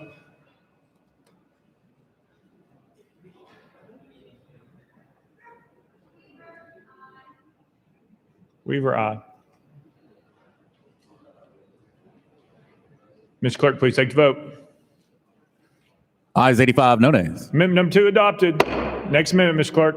Mr. Speaker, that brings the body back to the heel of the amendments. House State Government Committee Amendment number 1. Vice Chairman Eldridge, you're recognized. Thank you, Mr. Speaker. We move to withdraw. Without objection, amendment number 1 withdrawn. Next amendment, Mr. Clerk. Mr. Speaker, no further amendments. Chairman Faison, you're recognized. Thank you, Mr. Speaker. And members, for the purposes of this bill, I'll just read a synopsis of what I'm trying to do. A member in this 112th General Assembly that are currently in contracts with the state can continue to contract with the business that they've been doing with the state as long as what the service they provided for are disclosed. Moving forward, no member of the General Assembly that is elected can contract with the state for a service. Just as when you can't sell a good, currently it's against the law to sell goods to the state, you won't be able to contract the state when you become a member of the General Assembly. And the bill has no impact on any work that you do for your counties, cities, other employments outside of the state of Tennessee. And furthermore, the Senate also does this rule. And be happy to take any further questions. I renew my motion. Chairman Faison renews his motion. Any discussion on the bill? Representative Lynn, you're recognized. Thank you, Mr. Speaker. Chairman Faison, asking for a friend. Don't have any contracts with the state at all. But if in the future, if you work for a company that has contracts with the state, is that a problem? Chairman Faison. Thank you, Representative Lynn. If you have a controlling interest that would meet over 50% of said industry or business that you're working with, that would create a problem.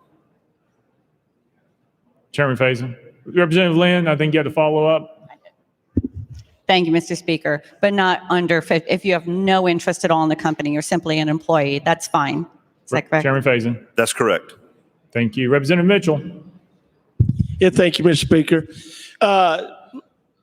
Leader Faison, I just wanted to thank you for bringing this. This is a good thing. It's a good start. There's many more ideas along these same lines. I appreciate you bringing this good piece of legislation today. Thank you. Representative Beck. Thank you, Mr. Speaker. Will the sponsor yield? Chairman Faison. Yes, sir. Mr. Sponsor, in THDA has rental subsidies that they do for lower income people. If you were a landlord and you had a piece of property that THDA had a rental subsidy, would that be a conflict under this legislation? Chairman Faison. Representative Beck, when you're working with the THDA, that's checks that go to, like, such as Section 8 housing. Those checks don't come from the state of Tennessee. That's money appropriated from the federal government. And so this bill would have no impact on that. Representative Beck. The check actually says it's from THDA. Chairman Faison. And not the state of Tennessee. Representative Beck. From the state treasury, our state treasury. Chairman Faison. I'm going to have to check on that. Just a second. Representative Beck. Thank you, Mr. Sponsor. Thank you, Speaker. Representative Parkinson. Thank you, Mr. Speaker. And Mr. Sponsor, those individuals that have existing business with the state, what happens in that case? Chairman Faison. Thank you, Mr. Speaker. Representative Parkinson, as long as you have full disclosure for any members of this General Assembly that have current contracts with the state of Tennessee, you can continue those going forward. You just have to have full disclosure of what you're doing. Chairman Parkinson. So thank you, Mr. Sponsor. And so, for clarity purposes, those people that are already doing business with the state can continue to do business with the state as long as they disclose it. So they can renew those contracts with the state if they are existing. Chairman Faison. That's correct. Representative Parkinson. Thank you, Mr. Sponsor. And I'm supporting your bill, but do you not see that as a little weighted for individuals that are already contracting with the state so they can contract with the state in perpetuity, but others, according to your bill, will never ever be able to contract with the state? Chairman Faison. Representative Parkinson, moving forward, we understand what we're trying to do in the state of Tennessee. And so people coming in, they would understand where we're at. But also because of our Constitution, we don't want to terminate or pass a bill that would mess up a current contract. So I feel like there's no discrepancy because this is moving forward with anybody else coming in, not the 112th General Assembly. Representative Parkinson. And I understand that, but there's nothing in the legislation that would say that those contracts end upon expiration. But because are you saying that when those contracts expire, they can renew those contracts because they were already doing business with the state? Chairman Faison. That is correct. Representative Parkinson. Yeah, you lost me on that one, Mr. Sponsor. I appreciate it. Thank you, though.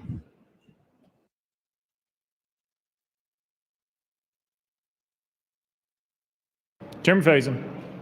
If I could go back to Representative Beck, that is subsidizing rent, and it's not a direct contract with the state or something like that. It's subsidizing what's going on with the tenants of your rental property, and this bill would not impact it. Representative Beck. Thank you. So your intent with this is not any program with the state where a representative would receive funds for rent or other reimbursement. In no way are you intending that to be disqualifying from serving in this body. Is that your position? Chairman Faison. That is true. Yes, sir. Representative Beck. Thank you very much. Representative Doggett. Thank you, Mr. Speaker. I do not, for the record, do any kind of work for the state, but a question that I had that has sprung up here for some clarity. If a member had done work in the past, maybe as a contractor for the state, but yet do not have any current contracts, would this apply to them, or would they be able to continue to be on that list of approved vendors to receive and bid on contracts. Chairman Faison. If you have a current contract that's active right now, this wouldn't impact you. If you are not currently working with the state and have a contract with the state, this bill would impact you. Chairman Doggett. Okay, thank you. So if you were on an approved list as a vendor, because sometimes contracts for work are put out and they come and they go, you may have fulfilled a contract that ended in the fall, but there are other opportunities for projects that you may have bid on, but yet not awarded the contract. Would this apply as well? Chairman Faison. The actual language of this bill says does not apply to the continuation of a service provided by a member of the 112th General Assembly, so long as the member holds office. So that's a continuation and not, if it was considered a continuation, the business that you're asking about, then this bill wouldn't cover it. If it's not, if it's something new that you're getting into, this bill would cover it. Representative Doggett. Okay, thank you very much. Representative Miller. Thank you, Mr. Speaker. Sponsor yield. Sure. Well, it's to follow up on Representative from Shelby County when he asked the question. If you're currently a member of the 112th General Assembly and you are currently doing business with the state, then you're pretty much grandfathered in. You can continue to do business with the state. However, if you're a member, 112th General Assembly, and you're not doing business with the state, you cannot do business with the state unless you are a minority owner in a contract. Chairman Faison. If you're not currently doing business with the state, then you wouldn't be able to start doing the business with the state unless you're not a majority owner. If you're just a part or the business that you work for does that, this would preclude you. But other than that, you couldn't start working or contracting with the state once this bill's passed. Representative Miller. Respectfully, it seems as if we're picking and choosing winners and losers.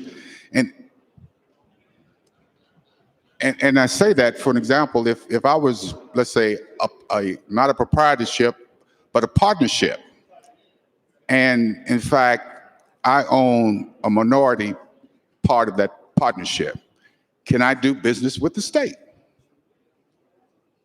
Chairman Faison. If you own a minority of it, absolutely. This is if you own the majority of the business. Thank you, Mr. Speaker. Just trying to get some clarification on that because it seems a little confusing. Who can do business, who cannot do business? Not that I'm trying to do business personally one way or the other, but just the idea of the number of individuals that are currently doing business with the state. Chairman Faison. Members, I'm gonna lay it out to you in the life that I have. I own a pest control business. Currently in the state of Tennessee, if there was a rat infestation in the Capitol, it would be against the law for me to sell rat bait stations or rat poison to the state of Tennessee.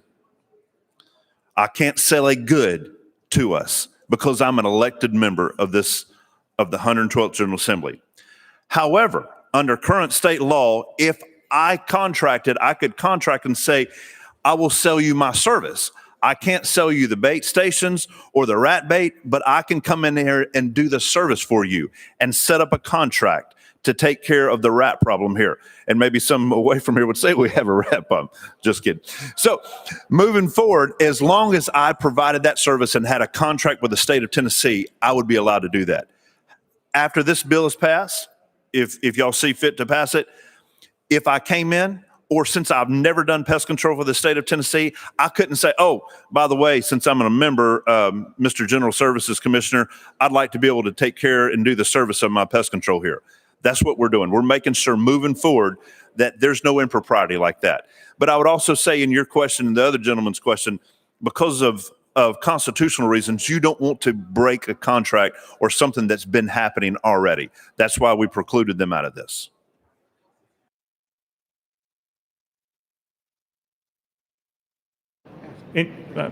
Representative Shaw.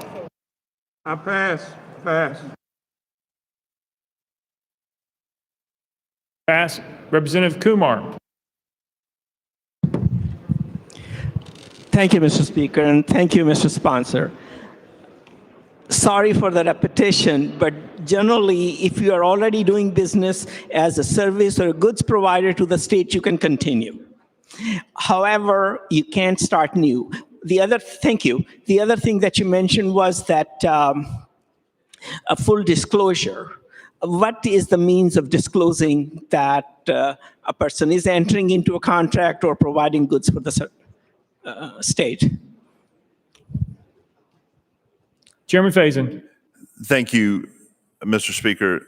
Dr. Kumar, it is the same disclosure pursuant to the laws that we currently have with disclosure of businesses and interests that we have that we already do. Chairman Kumar. So when we do our annual disclosure to the state, we can add the name of a company on that form. Thank you. Thank you. Good work. Okay. Representative Clemens. Thank you, Mr. Speaker. And sponsor, my question goes to the controlling interest definition. It appears that a member of this body could have 49% of stock in a company or even have their wife run the company and still be able to do business with the state of Tennessee. Is that the intent, or why is it drafted that way is what I'm getting at? Chairman Faison. If it is a family member, this bill would impact you. Representative Clemens. So that would cover a family member. So, but if you let's say you owned 49% of stock in a company or had 49% interest or even 50%, you could have just a partnership with one other person and still do business with the state of Tennessee. Explain to me kind of the background on why that definition is so limited. Chairman Faison. Actually, the bill says over 50%, controlling interest of over 50%.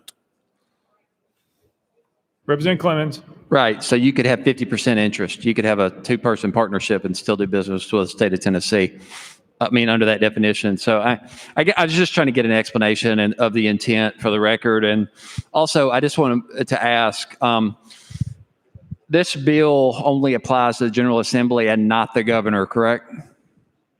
Chairman Faison. Yeah, I didn't catch that, but I wanted to make sure that with this purpose of this bill, if it does pass, it's only for members of 112th General Assembly with a controlling interest of 50% or more. And I didn't catch your next question. I'm sorry. Representative Clemens. Does this apply to the governor? Chairman Faison. No, sir. This is only impacts the Tennessee General Assembly. Representative Rudd. Thank you, Mr. Speaker. I'm a realtor, and they brought up THD earlier, but and I know there's a rule for new members and a rule for us, but would I be prohibited, or a new member or an old member, from bidding on like foreclosed state properties? Representative Faison. No. Chairman Rudd. Representative Powell. Thank you, Mr. Speaker. Are there any restrictions on if member or spouse, because you brought up the issue of a spouse, is the executive director or a board member of a 501c3, which I realize is different from an ownership, but any affiliation for the 501c3, that has no application, correct? Chairman Faison. Representative from Davidson County, I am so sorry, but I can't understand your enunciation. Thank you. Thank you.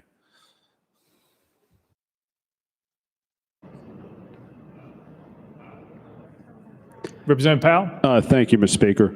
If a member or a member's spouse under this legislation is say, a director or CEO or a board member of a 501c3 that has a contract with the state, that this legislation does not apply to any type of nonprofit 501c3 contracts. Is that correct? Chairman Faison. That's correct. They would have to have a controlling interest of that 501c3. Representative Powell. So if they were simply an employee, it wouldn't pertain, but 501c3s usually are governed by a board of directors. And so technically the owners are the 501c3 or the board. I just want to make sure that there's no issue with nonprofit contracts. Chairman Faison.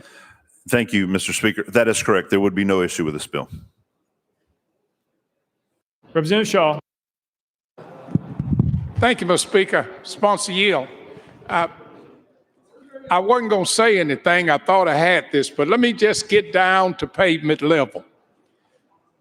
I run a radio station. The governor called me and says not the governor, but the state calls and said there some emergency and we need to get some spots on every radio station in the state of Tennessee to get this word out. As an owner of a station and a state legislator, would I be breaking the law? Chairman Faison. If this bill passes, you would not be able to contract with the state unless you are a current contract with the state for them to pay you to get that message out. If you own the radio station. Representative Shaw. If I'm not doing any business with the state, I would break the law if I took that offer from the state. Chairman Faison. That's correct. Representative Shaw. Representative Sexton. Thank you, Mr. Speaker. I'm going to kind of go out a little further, Representative Chairman Faison. We know that there's some businesses out there that there's really nowhere else to go.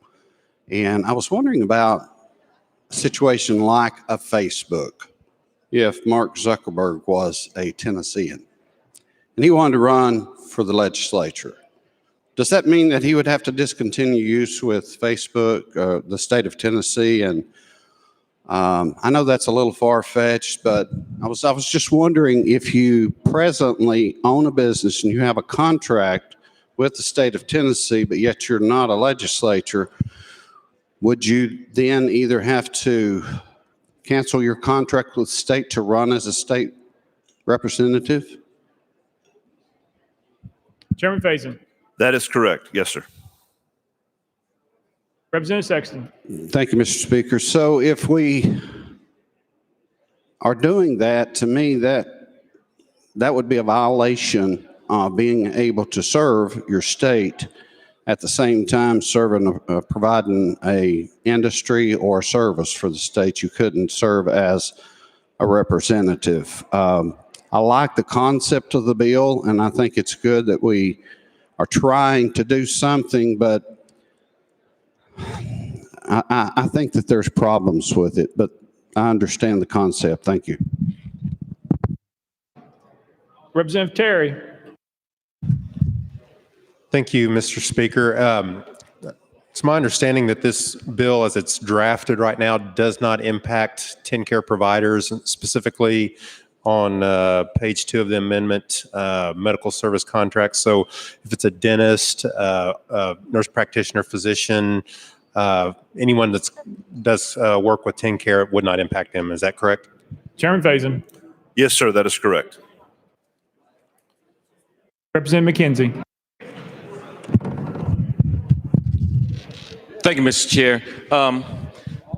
Question, and I definitely understand what you said when you were talking about breaking of contracts, but if it seems like this bill is aimed at undoing a potential conflict, why wouldn't you add verbiage not to grandfather them in perpetuity, but they could be grandfathered into the end of their contract? All of our contracts have a sunset date, so I think it wouldn't get into the legal ramification if you just sunsetted all the existing members of the 112th.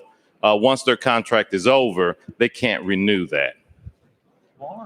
Chairman Faison. Thank you, Mr. Speaker. Representative from Knox County, I would say the answer to that is because you came in elected with an expectation of how you were getting income. And it would be wrong for us as a General Assembly to stop you. Moving forward for the 113th General Assembly, you would come in with an expectation realizing that you could not use that here. But moving forward from this General Assembly, you came in with an expectation. Representative Doggett, will you want to be recognized again? Yes, sir. Thank you, Mr. Speaker. subcontractors. If someone in the body was to be a subcontractor for a company that is doing, how would this have any effect on them? Chairman Faison. No, Representative Doggett would have no impact on a subcontractor. Representative Doggett. Okay, thank you very much. I know there's a lot of questions that we've had about this particular piece because of members in the body and things that we do. But, this type of legislation, in my opinion, is exactly what people at home are looking for: transparency within government, especially your elected officials. When we see people lining their pockets, not saying that anyone in this body does, but the perception that people have back home and now we are setting forth a procedure now that assures our constituents and the people of Tennessee that their tax paying dollars are not going to be going into the pockets of politicians. And so I know that there are questions and there have been issues about this bill and trying to get the schematics and everything all worked out, but I am going to be supporting this piece of legislation. Thank you very much. Representative Love. Thank you, Mr. Speaker, and to the sponsor, thank you for the legislation. Just so we're clear, so members elected in 113 won't be grandfathered in, even if they're members of the 112th, right? Chairman Faison. For purposes of this bill, if you are currently doing a contract with the state of Tennessee and you're a member of the 112th General Assembly, you will have the expectation of being able to continue said contract. Representative Love. Thank you. Representative Manis. Thank you, Mr. Speaker. Sponsor, I certainly understand and respect the intent of this. My question is more clarity back to Chairman Doggett's comment.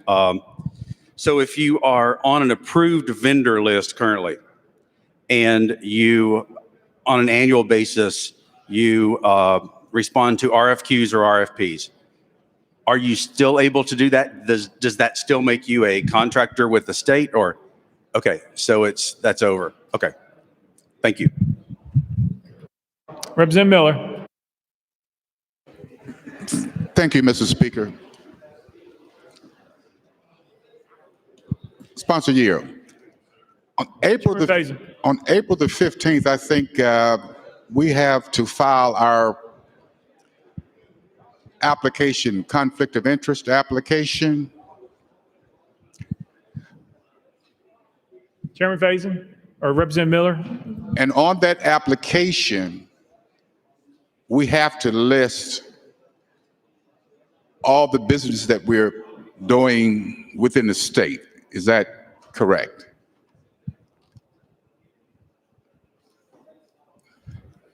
Chairman Faison. Yeah. If this bill passes, yes, sir, you would definitely have to do that. Representative Miller. We have to do that currently. Is that correct? Chairman Faison. If it's a main source of income for you, absolutely, yeah. Representative Miller. Okay, and certainly after this bill is passed, but I think a certain dollar amount, as you say, if that's your main income. But what if, in fact, on that application, it goes back to the question, currently, you are in a partnership, but you own less than 50% of that business. Would you have to file that? Chairman Faison. Thank you, Mr. Speaker. And no, you wouldn't, because this bill wouldn't apply to you. Representative Miller. Last question. For those members that are currently doing business with the state, they've disclosed that. So out of curiosity, if one wanted to know the number of individuals that currently are doing business with the state, what department would they go to find that out? Chairman Faison. Probably the Bureau of Campaign Finance Ethics, the ones that we filed that with. Representative Miller. Not the Department of General Services? Chairman Faison. If it's open record, absolutely. But I'm just saying after this, moving forward, that you would be able to go to the Bureau of Campaign Finance Ethics and know exactly what it is, unless you do a request for open records. with general Representative- services. Representative Miller. Thank you, Mr. Speaker. Thank you, sponsor. Representative Chisholm. Thank you, Speaker. To the sponsor, Chairman Faison. sponsor yield. Yes, yes. I have a quick question for clarity. If a member of the let's say 14 General Assembly is in a business partnership where that person owns 40% of the business, have two more partners that own 30% of the business, would that member still be able to do business with the state? Chairman Faison. I'm so sorry, Representative, but I'm struggling to hear what you just asked. Representative Chisholm. Thank you. If a member is in a partnership where their ownership in the company is less than 51%, and let's say they own 40% of the business, and they have two more partners who each own 30% of the business, would that member be able to do business with the state? Chairman Faison. Absolutely. They could continue doing what they're doing. Representative Chisholm. Thank you. Representative Parkinson. Thank you, Mr. Speaker. And Chairman Faison, I honestly appreciate what you're trying to do. I do, and I'm with you with what you're trying to do. My only issue is that I wish in this legislation it said upon expiration of contracts that members in this body have with the state, those contracts would expire. Let me tell you why. Because you are, under this legislation, you are creating a wealth advantage, because these individuals that got contracts right now can continue to contract with the state in perpetuity, while other members that may even be vendors right now working on getting a contract or doing business with the state will never ever have that opportunity. That's an issue. That's a real issue. Let me ask you this, and I'm not asking you to name names, but how many members have contracts with the state in here right now? Chairman Faison. I have no clue. Representative Parkinson. So we don't know how many people the bill would affect? Chairman Faison. I have not asked the members who is currently contracted with the state of Tennessee.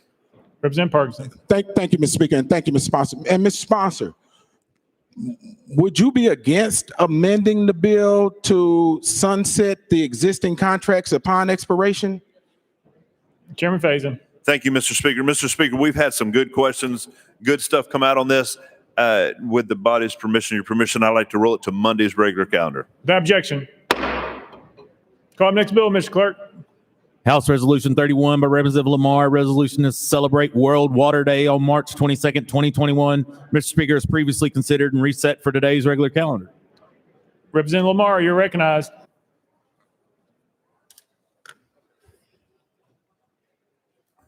Thank you, Mr. Speaker. I'm pulling up my script 1 second. All right, thank you, Mr. Speaker. I move for adoption of HR 0031. Representative Lamar moves adoption, properly second. Mr. Clerk, are there amendments filed? House Amendment 1 by Representative Lamar. Mr. Speaker, it was not timely filed. The sponsor is allowed a 1-minute explanation. Representative Lamar, you're recognized.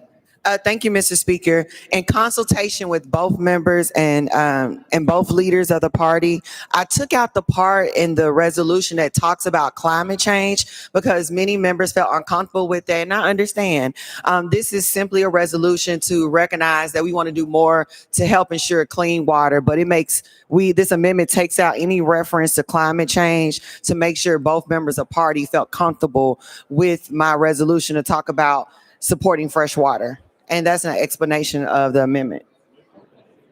Move to consider. You've heard the motion. We are voting for consideration of amendment number 1. All those in favor of considering amendment number 1, vote aye when the bell rings. Those opposed, vote no.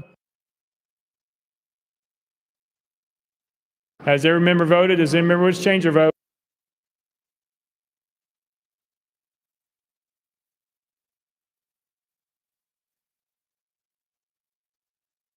Mr. Clerk, please take the vote.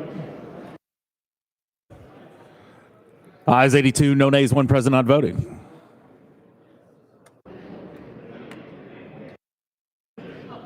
In accordance with Rule 60B, having received the necessary two-thirds vote, the motion to reconsider amendment number 1 prevails. Representative Lamar, you're recognized. Thank you, Mr. Speaker. This resolution was put forth to emphasize the bipartisan nature of water. In 1972, then Senator Howard Baker from Tennessee led efforts to pass a Clean Water Act on the floor of the U.S. Senate. He said, study after study, public opinion poll after public opinion poll has revealed that the economy of this nation can absorb the cost of cleaning up pollution without inflation or without a cost in economic productivity. As I talk with thousands of Tennesseans, I found that the kind of natural environment we love is our water, and we want to do more to protect water. So I thank Senator Baker, who is a Republican, for his efforts, and World Water Day held on the 22nd of March every year since 1993, focusing on the importance of fresh water. So I ask for your support on this resolution to recognize fresh water in Tennessee and the country. Do you move adoption of Amendment 1. Very good. Representative Lamar moves adoption of amendment number 1. Any discussion? Seeing none. All those in favor say aye. All those opposed say no. The ayes have it. You adopted. Representative Lamar. Speaker, thank you, Mr. Speaker. I just explained the bill. Renew your motion. I renew my motion. Very good. Any discussion on the resolution? Seeing none. Any objection to the question? Seeing none. All those in favor of HR 31 vote aye when the bell rings. Those opposed vote no. As every member voted, does any member wish to change their vote?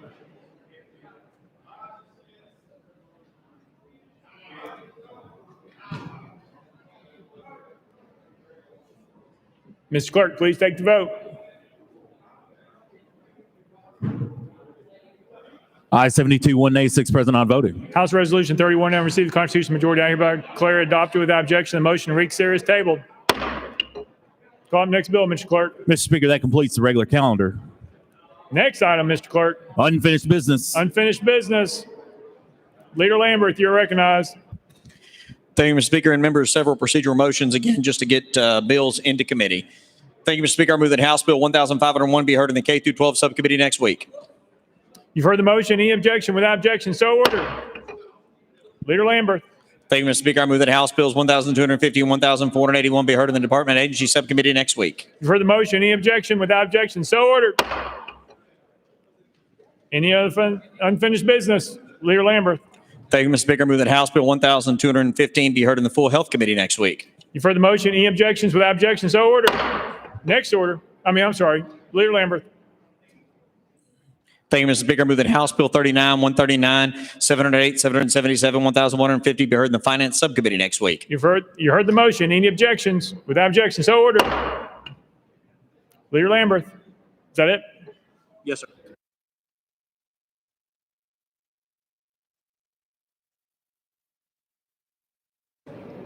Next order, Mr. Clerk. Announcements. Announcements. Chairman Whitson.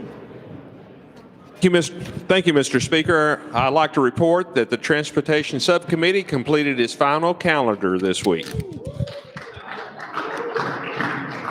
Representative Towns. Thank you, Mr. Speaker. To the Shelby County members that are part of the Democratic caucus, this Friday, 11 o'clock, Southbrook Mall. Don't forget your meeting. You got some important work to do. This Friday, 10 o'clock, Shelby County Democrats, Southbrook Mall. Thank you. Chairman Hawk.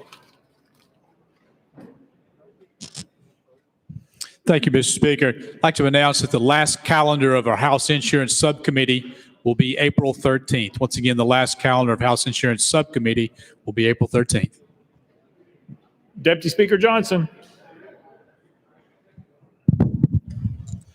Thank you, Mr. Speaker. It's with a heavy heart that I stand to announce that my seatmate received a letter of resignation from his assistant while we were in session today. So on behalf of his lovely wife, who I know is watching, and his assistant, Lisa Falkenbach, who I'm sure is watching, we'd like to wish him a very happy April Fool's Day.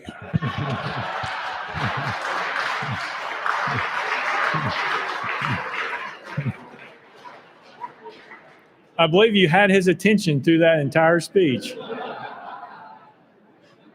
Chairman Reagan, you're recognized. Thank you, Mr. Speaker. And members, this is not an April Fool. As you're aware, tomorrow's a holiday. Fridays is the normal filing deadline for government operations. But since tomorrow is a holiday, the filing deadline for Government Operations Committee on Monday is close of business today. Filing deadline for Government Operations Committee, close of business today. Thank you, Mr. Speaker. Thank you. Chairman Hicks. Thank you, Mr. Speaker. Members, the Finance Subcommittee will consider the sports facilities calendar on Wednesday, April 7th. Thank you. Representative Boyd, or Chairman Boyd. Thank you, Mr. Speaker. Mr. Speaker, members, yesterday the Business and Utilities Subcommittee concluded its business for the year, and we have closed down subject to the recall of the chairman. Chairman Carr. Thank you, Mr. Speaker. Members, just a reminder that the final calendar for the Property and Planning Subcommittee will be April the 13th, 2021. The deadline for the bills to be put on notice to be heard this year will be Wednesday, April the 7th, 3:30 p.m. Thank you. Representative Powell, you're recognized. Thank you, Mr. Speaker. I just want to remind members of the Davidson County delegation that we have a delegation meeting online via Zoom at 3:30. A link is sent to your emails. Members of the Davidson County delegation. Thank you. Chairman Todd. Thank you, Mr. Speaker. And the Agriculture and Natural Resources Subcommittee had its final calendar this week and is closed subject to the call of the chair. Chairman Williams. Thank you, Mr. Speaker. The Finance Appropriations Subcommittee will continue to hold hearings on appropriation amendments requests beginning on Monday, April 5th at 3:30, and if necessary, will be continued on Tuesday, April 6th at 4:30, all in House Hearing Room 1. During these hearings, members will have the opportunity to present their appropriation amendments requests in the order in which they arrived to the hearing. And no April Fools, none of these are funded yet. Thanks. Representative Parkinson. Thank you, Mr. Speaker. Members, Monday, April 5th, the Sears-Sucker Caucus will convene. Thank you. Thank you. Any further announcements? Did I miss anyone? No. All right. Ms. Clerk, you have an announcement.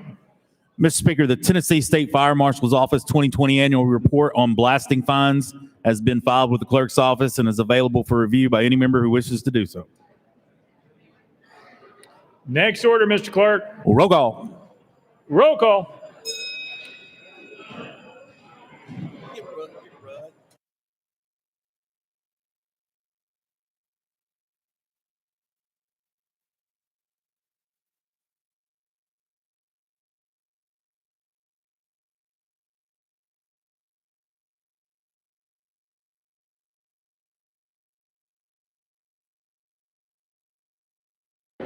Mr. Clerk, please take the roll.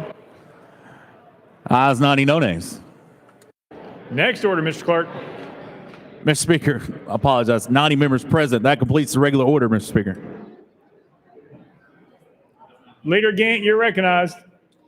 Thank you, Mr. Speaker. I move that the House stand in recess until 5 p.m. on Monday, April 5th, 2021. Without objection, the House stands in recess till 5 p.m. on Monday, April 5th, 2021.